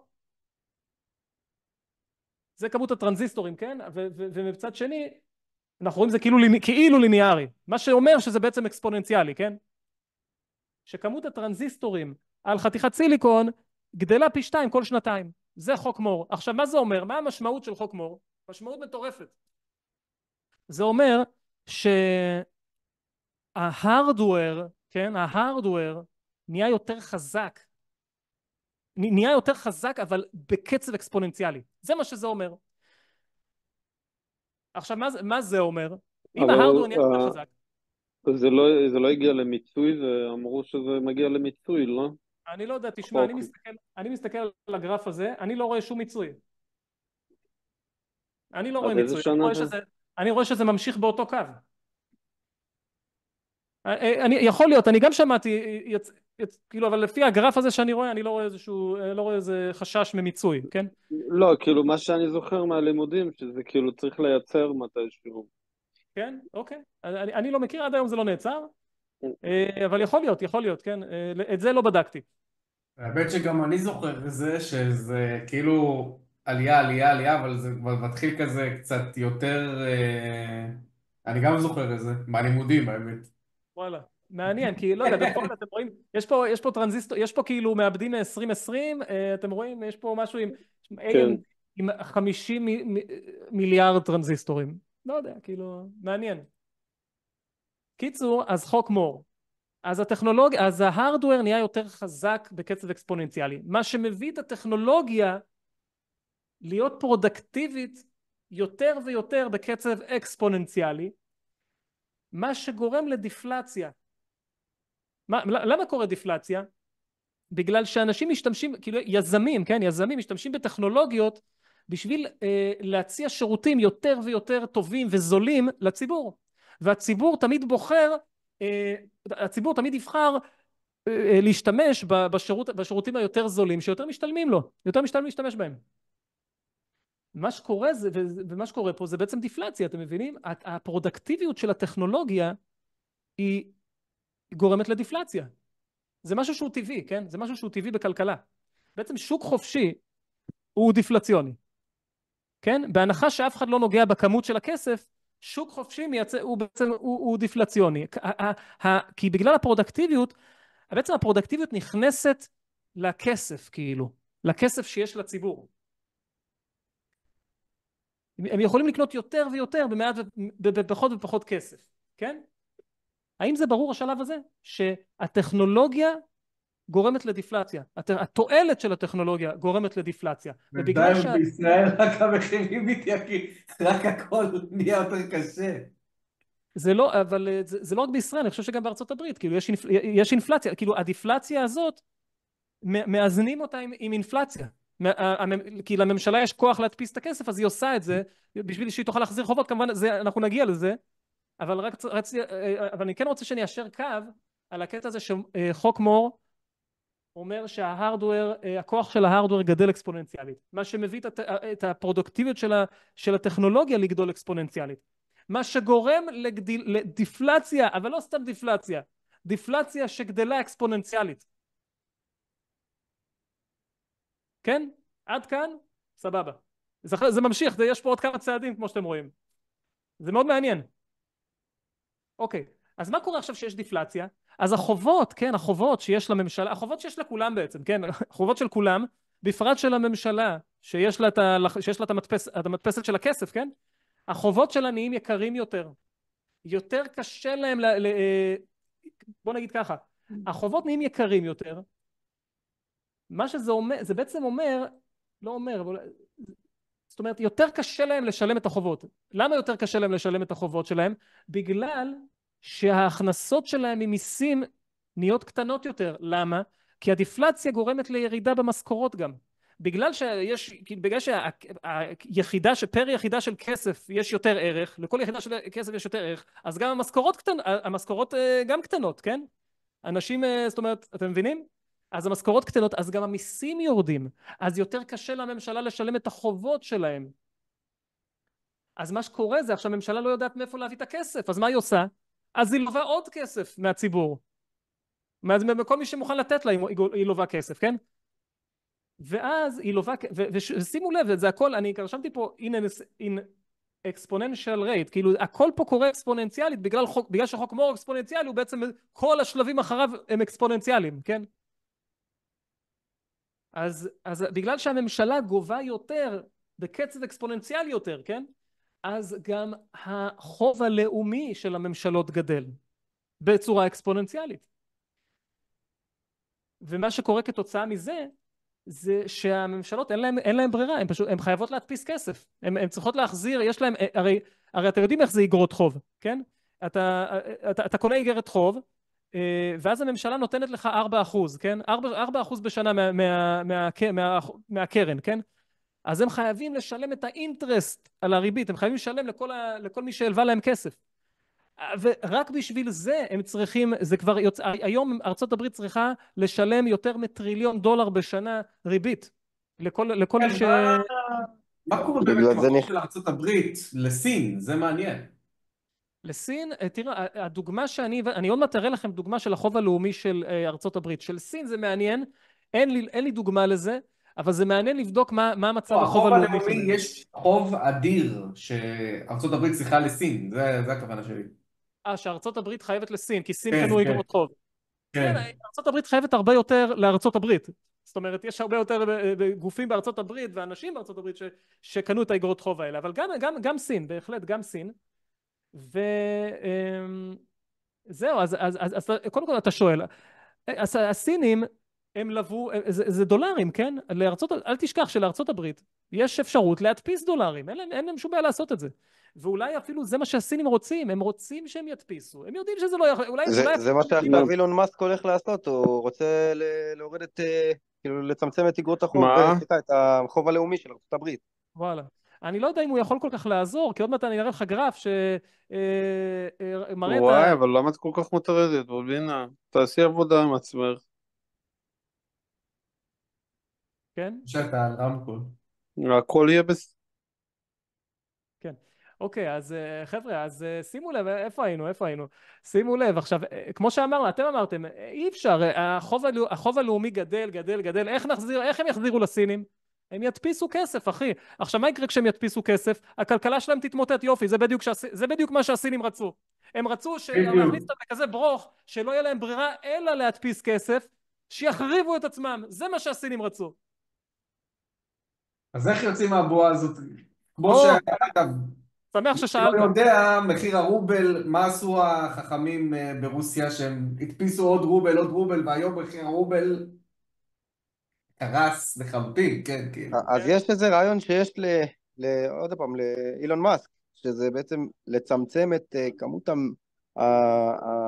וואי, לא זוכר, המשרדים הממשלתיים, כן, משהו כן, כזה, לצמצם את ההוצאות הממשלתיות כדי להפסיק לקחת כל כך הרבה חוב, כן, כדי להפסיק, הרי תחשוב על זה, זה לא שזה נגמר, יש להם 36 טריליון חוב, אבל זה לא נגמר, הם כל פעם מגדילים אותו, זה כזה, זה לא נגמר, זאת אומרת, זה גדל וגדל, וזה גדל יותר מהר, ועוד מעט אני אראה לך גרף, שמראה לך שזה גדל יותר מהר, אבל לפני זה, אני רוצה לסיים פה את הצעדים, כן, אז אמרנו, אז אין ברירה, אלא לממשלה, בגלל שהחוב גדל בצורה אקספוננציאלית, הממשלה עושה, מדפיסה כסף בקצב אקספוננציאלי כדי לשלם את החוב, או לפחות את הריבית על החוב, כן?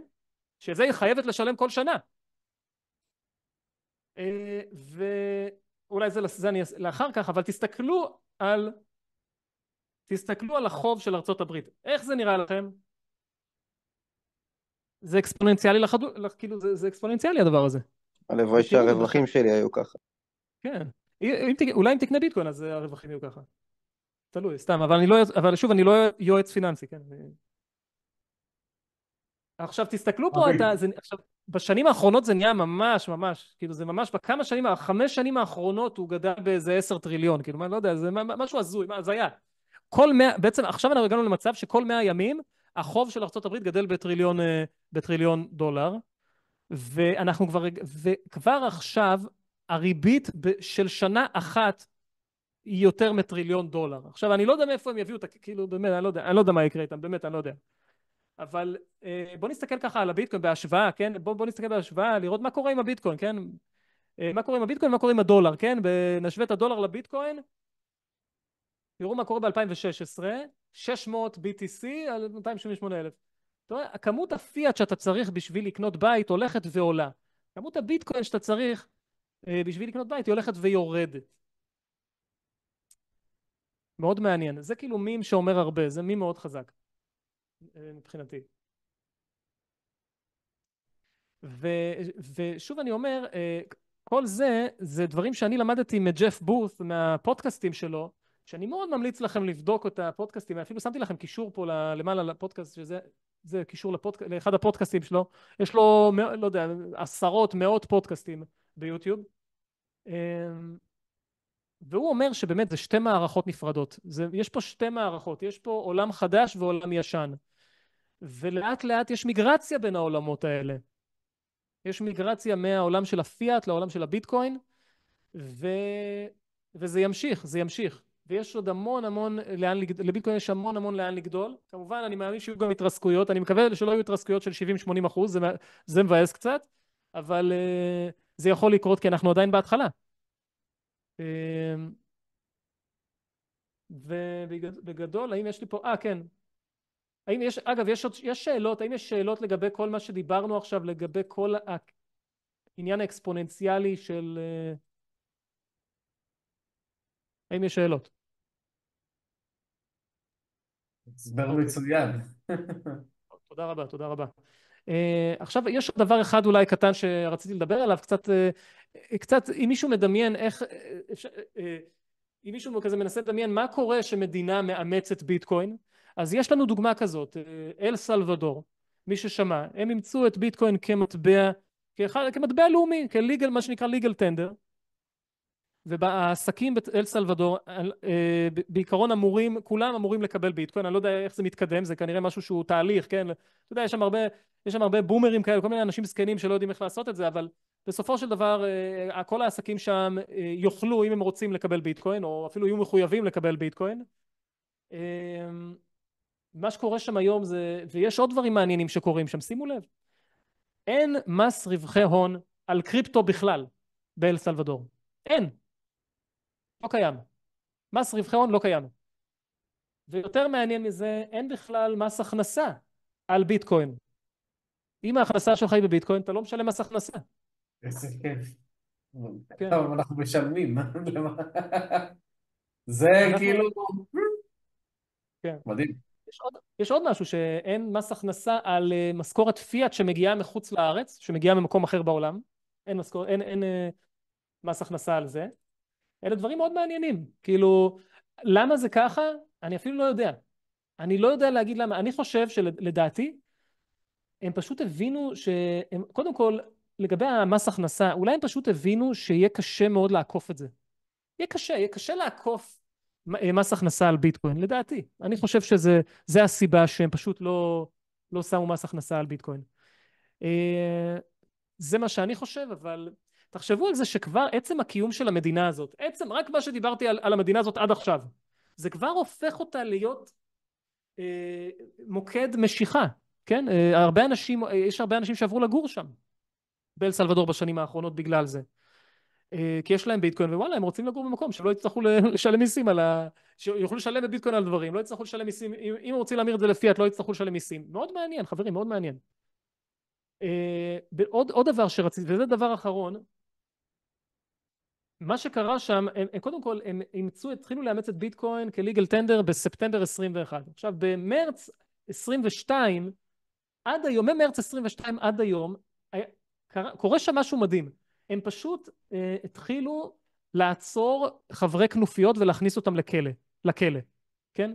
יש שם, ואני אדבר על כמויות אדירות, אני אדבר עד היום 80,000 חברי כנופיות נכנסו לכלא. בעצם החברי כנופיות האלה, היה להם כאילו אוטונומיה על אזורים מסוימים באל סלבדור. עשו מה שהם רוצים. ופשוט הנשיא הזה, כן, שהוא בחר לאמץ ביטקוין, הוא גם בחר להכניס את כל האנשים האלה לכלא. מה שמראה, שוב, מה לומדים מהדבר הזה? כאילו, אני חושב, אין קשר ישיר בין ביטקוין לבין המהלך המדהים הזה של להכניס 80,000 חברי כנופיות לכלא. אין קשר ישיר שאני יכול להסביר לכם איך זה קרה. אבל מה שאני חושב זה, כן, בתחושה שלי, וזה לא רק בתחושה שלי, זה גם אני שמעתי הרבה אנשים מדברים על זה, כן, אנשים רציניים, שהביטקוין, בגלל שהוא מתקן את הכלכלה, הוא מתקן גם את הפוליטיקה. יש משהו רקוב בפוליטיקה בכל העולם. הטענה שאני טוען, שזה קשור לכסף. זה קשור לכסף. כשהכסף שבור, כשיש אופציה לממשלה, לייצר אינפלציה ובעצם לגנוב כסף לכל האזרחים, בעצם זה גניבה של כסף, כן? זה מס, זה סוג של מס שאף אחד לא הצביע עליו, שהוא קורה כזה בחשיכה מאחורי הקלעים, על ידי גוף מרכזי, על ידי בנקים מרכזיים וממשלות. זאת אומרת, יש בזה משהו שהוא לא מוסרי בכלל. ולדעתי, התיקון של הכלכלה מביא לתיקון בפוליטיקה. ברגע שהכלכלה כבר לא שבורה, גם הפוליטיקה מגיעה למצב שהיא יותר תקינה, יותר יציבה, יותר, לא יודע, מתנהלת בצורה אחרת. ככה אני חושב בגדול.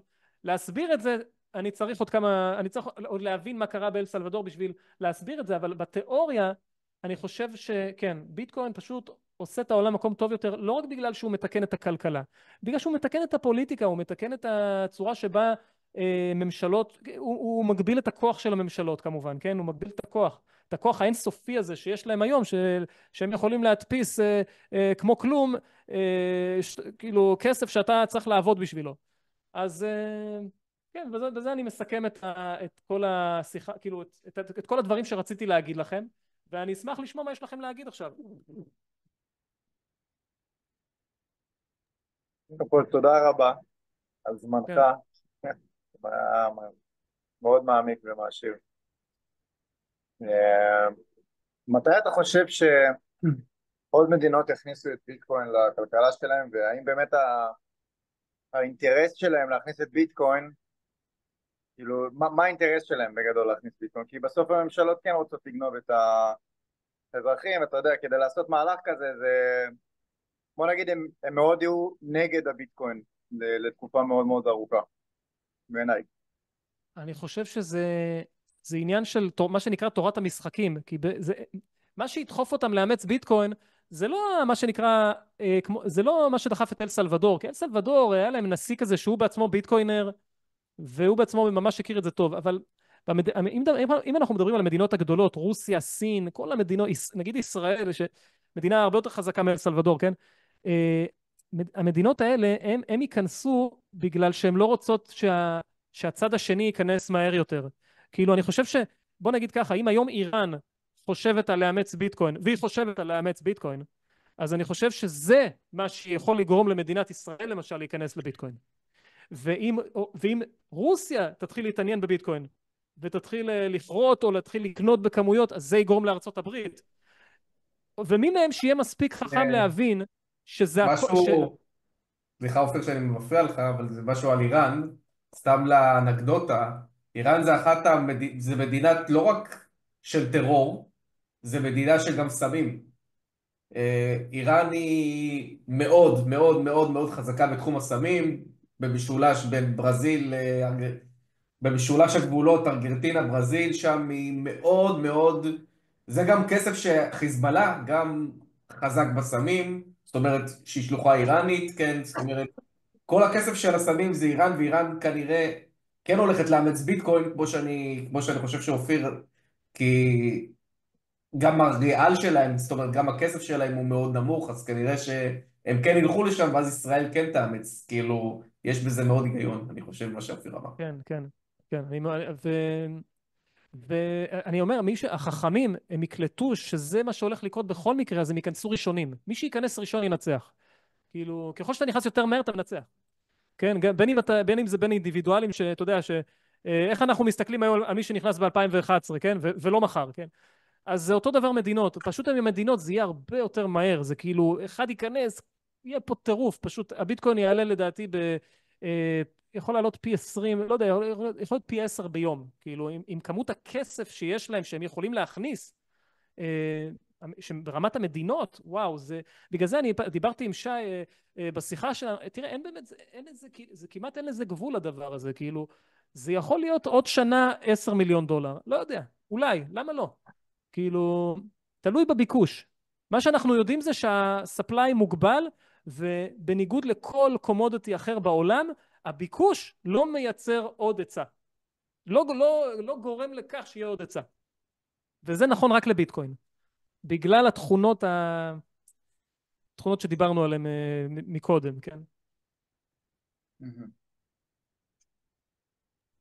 זה מדהים, כן, גם שהרבה אנשים לא מבינים, כאילו, שתכלס, גם זה כאילו היפה בביטקוין, וזה למה אני חושב שזה הדבר השיחה הזאת ב5:15 שעשיתי עם אופיר, כאילו חידדה לי את הדבר הזה שביטקוין הוא משהו אחר ממטבעות, וזה מה שאני חושב שרציתי להעביר את המסר הזה גם שלכולם, שביטקוין זה דבר אחר, זה דבר מתמטי, זה דבר שהוא, זה לא משנה, יהיה לו עליות ירידות, עליות ירידות, עליות ירידות, אבל הוא כל הזמן יעלה כנראה, כפי מה שנראה. תראה, גם כשהוא יגיע לאימוץ מלא, אנחנו ראינו מקודם את הגרף הזה שקוראים 900 טריליון דולר בכל העולם, וזה מתחלק. אז גם אם אתה יודע, גם אם ביטקוין ישתלט על הכל, זהו, יגיע לאימוץ מלא, עדיין הוא יעלה בערך שלו, אני לא מדבר על יעלה בדולר, לא יהיו דולרים יותר. הערך שלו, הערך פר ביטקוין יעלה. למה יעלה? בגלל הדיפלציה, בגלל שהאנושות האנושות הופכת להיות יותר ויותר יעילה, מכניסה יותר ויותר ערך לכסף כל הזמן, ובגלל שאין אפשרות לייצר, אין אפשרות לאינפלציה, ולכן תמיד תהיה דיפלציה. ואז ממש שואלים עד לאן זה יעלה?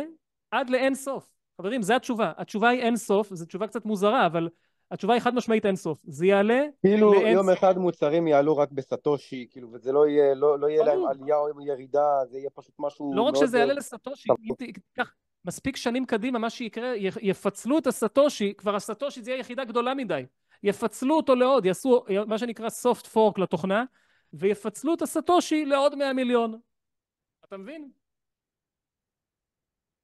כאילו כל בגלל המוצרים שאי אפשר יהיו לחלק. במחיר קבוע, הכול יהיה במחיר קבוע, לא יהיה איזושהי עלייה ירידה, זה יהיה קבוע. לא יהיה קבוע, ממש לא. הוא ירד, המשכורות ירדו, לא יהיה ברירה. המשכורות ירדו, המחירים של הכל תמיד ירדו, כן? המחיר שלהם בביטקוין תמיד ירד, כולל המשכורות, כן? אבל המשכורות ירדו, זאת אומרת, המוצרים שאתה צורך, הם ירדו יותר מהר מהמשכורת שלך. זה הכל. אתה מבין? בעצם, זאת אומרת, המחירים של הכל ירדו, והמשכורות גם ירדו, אבל המשכורות ירדו יותר לאט משאר המוצרים. אבל לא כן? הגיוני שכולם פה יהיו עשירים, כאילו זה... זה לא הגיוני. אז פה אנחנו מגיעים למקום הכי הכי עמוק. אני שמח שזכינו כן, להגיע האמת לנקודה. שיש בזה משהו. לא, אבל השאלה אם כולם ירכשו ביטקוין, זו השאלה. תראה, אין ספק שעכשיו ההזדמנות הכי טובה, אבל לדעתי אין ספק, כולם הולכים להיות עשירים. כולם. אני חושב. ככה אני חושב, ככה אני מאמין, ואם תחשוב על זה, כבר היום כולם עשירים ביחס לכל מיני, ביחס למלך לפני 500 שנה, גם היום כולם עשירים. אז זה לא כזה הזוי, זה לא כן? כזה מופרך. יש בזה כן, לא משהו. כזה מופרך. ובתיאוריה, בטח שהביטקוין תמיד תמיד יעלה. אין שום ספק. כמובן, אולי חשוב להגיד, התנאי שהוא תמיד יעלה, זה שהוא תמיד יישאר מבוזר, ותמיד יישאר זה. אבל אלה דברים שקשה לראות איך הוא יפסיק להיות מבוזר. זאת אומרת, כמו שאמרתי, היום יש 80,000 נודים, עוד 10 שנים יהיה, מי יודע, 2 מיליון נודים בכל העולם, זה מלא. זה... קיצור, קשה לראות איך הוא מפסיק להיות מבוזר.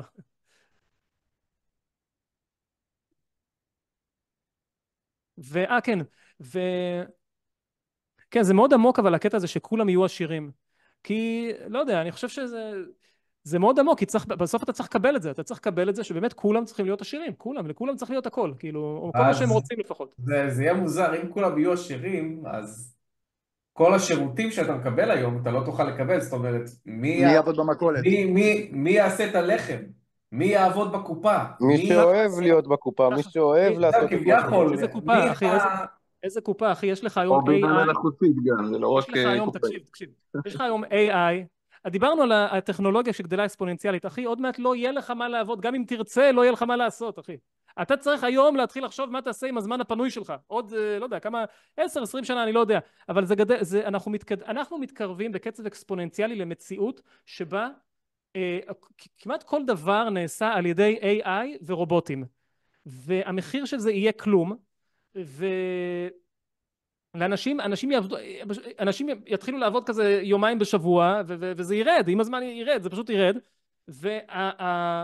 בוא נגיד ככה, חשבתי על זה שהמקצועות שיכניסו הכי הרבה יהיו מקצועות שבהגדרה יהיו חייבים להיות בידיים של בן אדם ולא של רובוט, או כאילו... פסיכולוג. בדיוק, פסיכולוג, מה, אתה יכול לדבר עם מחשב? כן, בהגדרה... זה יהיה מצחיק, אבל אם יהיה פסיכולוג רובוט, זה... וואי, זה צריך לנסות את זה, אולי זה יעזור. אבל, כן, לא, זה מעניין. אבל אפשר לשאול מטפלת... שאלה? כן, כן. אני אומר, בסוף החומר הוא מוגבל, זאת אומרת, גם אם אני עכשיו רוצה לקנות איזה שרשרת או משהו מזהב, אז גם אני אהיה מאוד עשיר ויהיה לי הרבה ביטקוין, בסוף, אתה יודע, כאילו החומר גם מוגבל, זאת אומרת, זה שיש לי יותר כסף, זה לא אומר שיהיה יותר חומר, אתה יודע, לרכוש אותו. אז איפה זה נכנס למשוואה? כן, אבל כשהביקוש לחומר מסוים עולה, אז אתה רואה שגם מוצאים יותר מאותו חומר, יותר ויותר, נגיד זהב. ככל שרוצים את זה יותר, גם מוצאים יותר, כאילו גם. אז... רגע, אבל לגבי זהב, אבל אי אפשר לייצר זהב, לא? אני לא... לא לייצר, אבל מוצאים, כאילו, קוראים זהב. שוב, וככל שהמחיר של זהב עולה, אז קוראים אותו יותר ויותר, זאת אומרת, משקיעים יותר משאבים בלמצוא אותו. אבל יכול להיות שיותר קשה למצוא את הזהב, כי כל כך הרבה אנשים מחפשים ולקחו את רוב הזהב, אז כאילו זהב נהיה יותר, אתה יודע, נדיר. עדיין, אני מכיר דווקא שהוא גדל באיזה קבוע, סוג של, לא יודעים בדיוק כמה, אבל זה באזור 1.5% או 2% בשנה. 2% בשנה. ושוב אני אומר, אני אומר לך שאם הביקוש לזהב יעלה, אתה תראה שזה יכול גם לגדול ל3% בשנה. שוב, תחשוב, זה קומפאונדינג, כאילו 2%, 3% בשנה, זה אחרי כמה שנים זה כבר מכפיל בחצי, כאילו, גם יש אפשרות... אני לא מדבר על השנתיים האחרונות, אני אומר סתם דוגמה, 50 שנה קדימה, בסדר? בסוף, שיהיה לך כל כך הרבה אנשים שנגיד סתם דוגמה, התעניינו בזהב, יחפשו זהב, אז רוב הזהב נעלם מהעולם, בסדר? כי כולם כבר אצלם ביד, זאת אומרת, הקריאה, יכולת לקרות, זה נהיה יותר נדיר, כי סתם דוגמה נגיד, היה, לא יודע, יכולת מסוים לקרות זהב, עכשיו יש רוב הזהב נגיד כבר נקרא, אז יכול להיות שיהיה יותר קשה למצוא זהב, אז ממילא הוא יהיה יותר יקר כמו יהלום, שלא קל למצוא. יכול להיות אתה שפתאום... מבין? אז כאילו זה נראה לי מתקן את עצמו. תאורטית, אם פתאום זהו, לא ימצאו, אז וואלה, כן, נכון, יהיה לך, אז יהיה, אז בהחלט המחיר שלו יתחיל לעלות, כי הוא יהיה יותר נדיר. אבל קשה לי לראות איך אנחנו מגיעים למצב שפשוט נגמר הזהב. באמת, עזוב, קשה לי לדמיין חומר שמישהו מתעניין בו ואנחנו לא נמצא אותו, ולא נצליח איכשהו למצוא אותו. באמת, כי עכשיו אילון מאסק טס לחלל, הוא יביא לך יהלומים מהחלל, יביא לך זהב מהחלל, יביא לך כל מיני דברים מהחלל, כאילו, זה גם אפשרי, זה כאילו מתישהו, אתה יודע, מתישהו. הרי אתה כבר ראית איך הוא מגיע, ראית באיזה קצב זה מתקדם. לא יודע, כן. אולי זה בולשיט, אולי לא. אבל מה שבטוח זה, אני לא מכיר היום שום נכס בכמות סופית. לא מכיר כזה דבר. חוץ מביטקוין. כן? נפט? נכס. נכס, אוקיי. אני קרא, אסט, כאילו, נכס. וכן, מעניין. אגב, אבל כמובן לא, כאילו כן, אני מאמין שכולם יהיו עשירים, אבל ברור שמי שנכנס מוקדם יותר יהיה עשיר מהר יותר, כן? מי שקנה 2,000 ביטקוינים היום יש לו 200 מיליון דולר, כאילו, שוב, נגיד 2,000 ביטקוינים, זה היה אפשר ב-2011, היה אפשר ב-2,000 דולר לקנות 2,000 ביטקוין, הוא כבר עכשיו, הוא היה יוצא לפנסיה מזמן כבר, כן? אבל זה עניין של כמה שנים שגם מי שיש לו היום, לא יודע, אפילו 0.1 ביטקוין, אני מאמין שמי שיש לו 0.1 ביטקוין, עוד 20 שנה, קשה לי להאמין, לא יודע, נראה לי שאפילו עוד 10 שנים יהיה מיליונר, אני חושב. לדעתי, מיליונר בדולרים, אבל בדולרים של היום, כן? לא בדולרים כי כמות הדולרים הולכת לעלות, אז זה יהיה... עכשיו אנחנו צריכים להגדיר מחדש מיליונרים ככה. כן. עזוב, זהו, זה נראה לי מיליונר הולך להתחלף ביטקוינר. ביטקוינר, זה כאילו, ביטקוינר. והשלם, ביטקוינר. גדול. כאילו למי שיש ביטקוין שלם, או למי שיש 10 ביטקוין, ולאט לאט, אתה יודע, עוד 50 שנה זה יהיה למי שיש 1% ביטקוין. כאילו...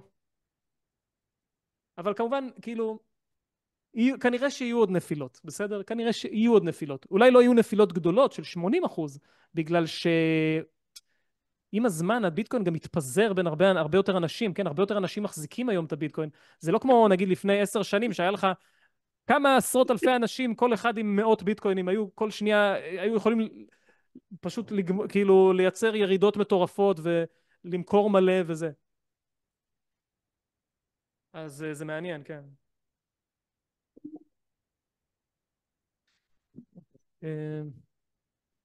אני רואה, מישהו כותב, משה כותב, יש סיבה שהבנקים המרכזיים מחזיקים כמויות בלתי נתפסות של זהב, ממשיכים לרכוש טונות של זהב.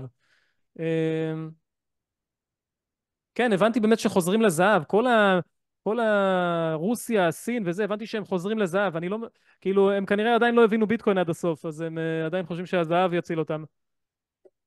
אני שמעתי שמייקל סיילור, הוא מציע לארצות הברית לעשות משהו גאוני, למכור את הזהב ולקנות עם הכסף ביטקוין, כאילו למכור את הזהב עבור ביטקוין, זה מה שהוא רוצה לעשות, זה מה שהוא מציע לארצות הברית לעשות, כי ככה הוא גם מוריד את הערך של הזהב שיש אצל כל האויבים של ארצות הברית, כן? סין ורוסיה וכל אלה, גם מוריד את הערך שלהם כי הוא זורק את כל הזהב, וגם הוא צובר את הזהב החדש, הוא צובר, יכול לצבור מיליונים של ביטקוין, הוא יכול לקנות עם הזהב שיש לו, עם הזהב שיש להם, יש להם איזה $500 מיליון בזהב.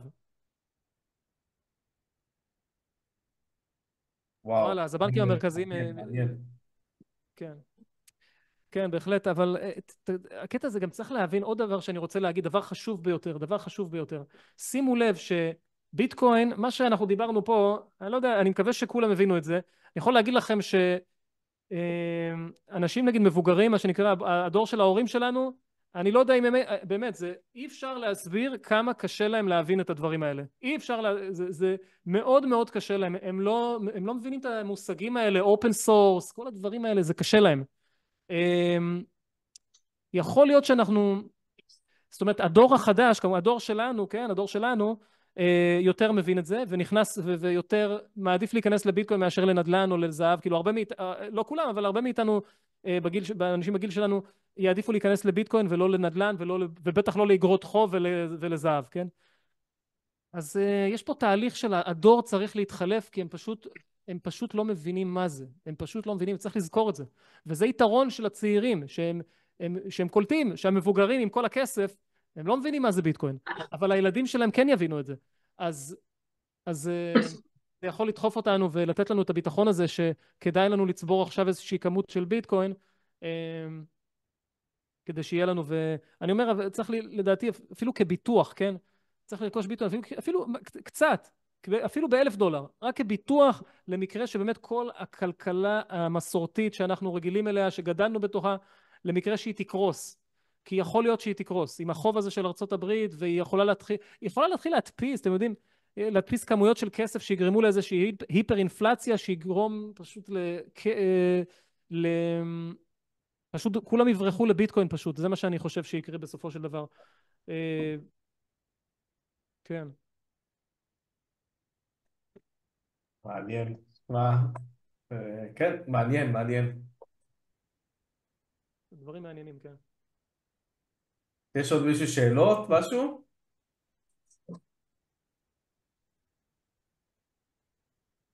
אופיר, אתה רוצה עוד להוסיף משהו? האמת שאין לי מה להוסיף, אני חושב שאמרתי את הדברים החשובים. כן, אם יש למישהו שאלות, אתם יכולים לחפש אותי, כאילו אני בקבוצה גם, שבוואטסאפ, ואני הולך לפרסם את הגוגל דוקס הזה כ-PDF, אני אפרסם אותו בקבוצה שלנו בוואטסאפ. אז לי היה נעים, אם יש עוד שאלות אני אשמח לענות, ואם אין אז אפשר, כן. אז רגע נעשה רק... אלוף, כל כן. הכבוד. שמחתי לדבר איתכם.